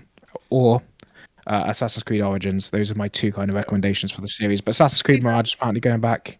Everyone, I say it, if they say you've never played Assassin's Creed, if you just want to jump in on one game, Black Flag is the one that I've always heard. No. That's one I'd recommend. Okay. As a Welshman, I was like, you got a Welsh pirate as the main character. Good enough. When do you get Welsh representation as a main character? Assassin's Creed Black Flag is an excellent game, but it's a shit Assassin's Creed game. You know, it's and that's my hot take for the session. That's my hot take for the session. Yeah. It's a fantastic game, a shit Assassin's Creed game. To be fair, Ezio Auditore da Firenze, it was an amazing protagonist. Yeah, 100%. One of my favorite, and you know, like it's one of my favorite protagonists in any video game, Ezio. You know, but legitimately, Black Flag was a great naval kind of game at the time, but generally speaking, it was a really, really bad Assassin's Creed game, in my opinion. Unpopular take. I will sit here. It's a hill I'm ready to die on. I preferred Syndicate if we're talking any of those games that are set in Victorian England. Had a few bugs, but there we are, as you always do. But yeah, back to the main point. My advice would be Assassin's Creed 2 or Assassin's Creed Origins, which is set in Egypt. It's fantastic. Also, Assassin's Creed is an interesting one because they're currently going to be doing two different approaches. They're going to be doing their kind of old back to the basics approach, but also a few open world approaches. We had a whole kind of direct about it. Yeah. Not a direct, a Ubisoft kind of press conference. Basically a direct, same vein. Yeah, Mario and Rabbids are getting a sequel. Obviously, I'm looking forward to that. If you do a Nintendo stream, happily come back. Like I love Nintendo with a passion, as it's obviously clear. Other than that, most games that I'm super hyped for, to be honest, are mostly in my backlog. One that I skipped the boat on, which is my most hype, and I need to buy because I watched the anime recently. If you're into anime, I would highly recommend going on to Netflix. 10 episodes. Cyberpunk Edge Runners had me crying. Literally in pieces. I need to go back to play it. I bought it on PC on launch. It's bugs. Just haven't reinstalled it. Cyberpunk 2077. I need to go back and play it. I watched the anime. Died a lot. It's gotten to the point where it like legitimately is. I think it's in one of my top 5 animes and stuff. My current phone background is from literally as of yesterday. It is from the anime. Like it's just. If you want to find out, Cyberpunk is currently on offer for another 2 more days, I believe, on PlayStation. It's down to 20 quid. PC. You go for PC. Well, when I say PlayStation, I mean PS5, because I don't know. Did they eventually fix the PS4 copy? No? It is still absolutely broken on PS4. Even on... don't get on PS4. My parting thing is a game... PS5. My parting thing is a game that's already out. Praise be unto the gods, the Splatoon gods. Play fucking Splatoon 3. That's all I got. That's me. Before I mention mine, you mentioned Bayonetta. Have you also played Devil May Cry? I have. Then you will probably get into this. Final Fantasy 16. It is being done by the Heavensward team of 14, and the combat director is the combat director of Devil May Cry. Shit. Shame my wife is going to be playing it before me. They're gonna speed up that battle system then. My Everything they've said is like you got your summons, your traditional summons, but they wanted to take it 5 steps forward into the future. So you have these ground combat skirmishes with summons in the background, then it'll scale to the summon battle, and now you're controlling an icon. You are doing a one-on-one fucking kaiju battle, Godzilla style. Like, I'm a Final Fantasy nerd. That sold me way more than it should have. I mean, I got kaiju battles in my Final Fantasy. Yeah, I'm good. Yeah, no, I think that's going to be on my potential watch list anyway. I was just about to go to the Nintendo store to actually just have a look at like some stuff, and it's on maintenance. I do apologize. There's like Final Fantasy 16 was on my list, and then it was like I'm never going to get a chance to play it, so it doesn't matter. Like anything Final Fantasy, I'll have to play sometime in the distant future. I think my only other thing that I'm kind of a bit about was at some point there was a Wolverine game announced. Yeah, Insomniac But Games, we know nothing who about did it. Spider-Man. Yeah, I remember watching that. They released a teaser just to say it's in development. They will be releasing Spider-Man 2 first, and then Wolverine will be coming out after that. Man, I want it. You know, it's kind of all I really have to say.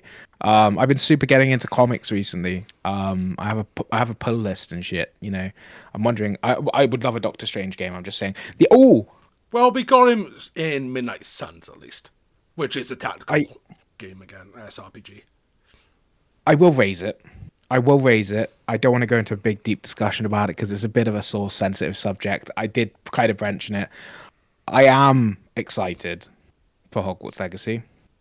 It does look like a good game. Outside of the politics of the author of Harry Potter, keeping that aside and just looking at it from a gameplay thing, it looks good. I'm gonna have a similar situation to you there, Matt, where my partner, she's a massive Harry Potter fan, but she doesn't play video games. But she said, if you pick up Hogwarts, you need to teach me how to play it, and like so. Essentially, I'm gonna be my experience of playing that game is gonna be kind of like showing her how.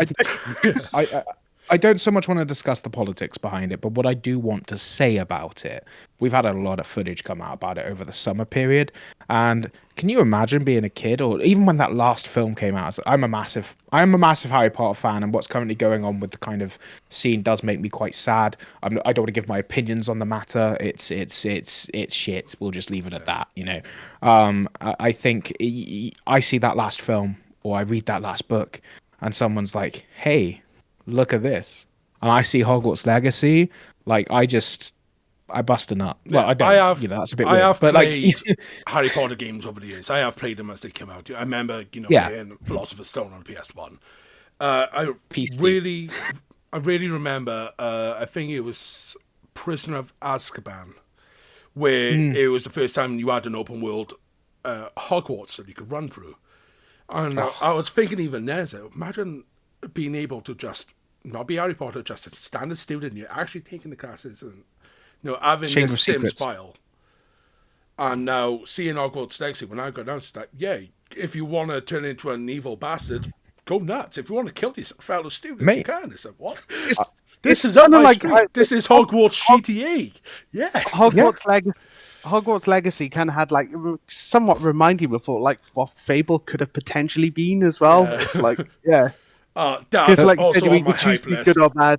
That's also on my hype list. When are we going to see more Fable?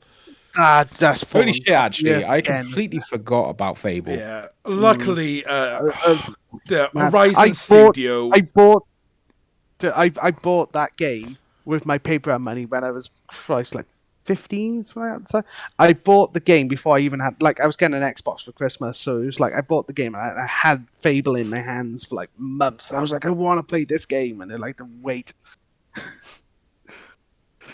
Two things. Okay. Go on quickly. For those of you who can't see, I've got my Snorlax Gandalf t-shirt on today.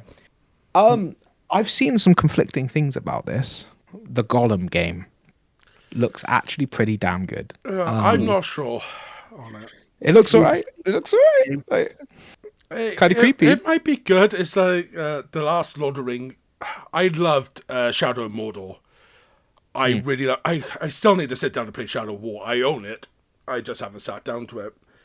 I loved how they incorporated the lore. More of Celebrimbor, Smeagol around the time that the river was the one true master of the ring, and all that jazz. So it was one of those things that I went from that really environment to seeing the artistic design and being like, I'm not sold. To be honest, my take on Gollum is going to be it's like playing Splinter Cell, but instead of playing Sam Fisher, you're Gollum. It's one of those you got to sneak and then you got to probably kill enemies here or there, but it's one of those you have to pick your moments and then pick your targets. Most of the time, it's probably going to be one of those. Yeah, you have to stick to the shadows. I don't do well with those games. I'm too boisterous. I like them, and I'm going to start the rumor mill here, boys, as well. Right. Metroid Prime 4 still exists. The One Piece is real. No, sorry, wrong meme. Metroid Prime 4 still exists. We're definitely, probably, nearly. There's a lot of adjectives you could use there. Getting a Metroid Prime trilogy on the Switch. The One Piece is also real. I am actually sticking with that meme while we're here. But nonetheless, back to my point. Metroid Prime 4 does exist.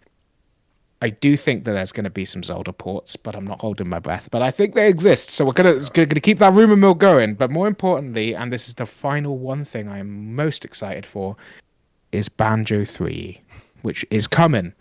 Every E3, I sit there, I wish, I cry, and I repeat the cycle. It's like a year-long grief, but it's coming because we got GoldenEye on the Switch. Yeah. Speaking of rumor mills, FaZe just name-dropped this game.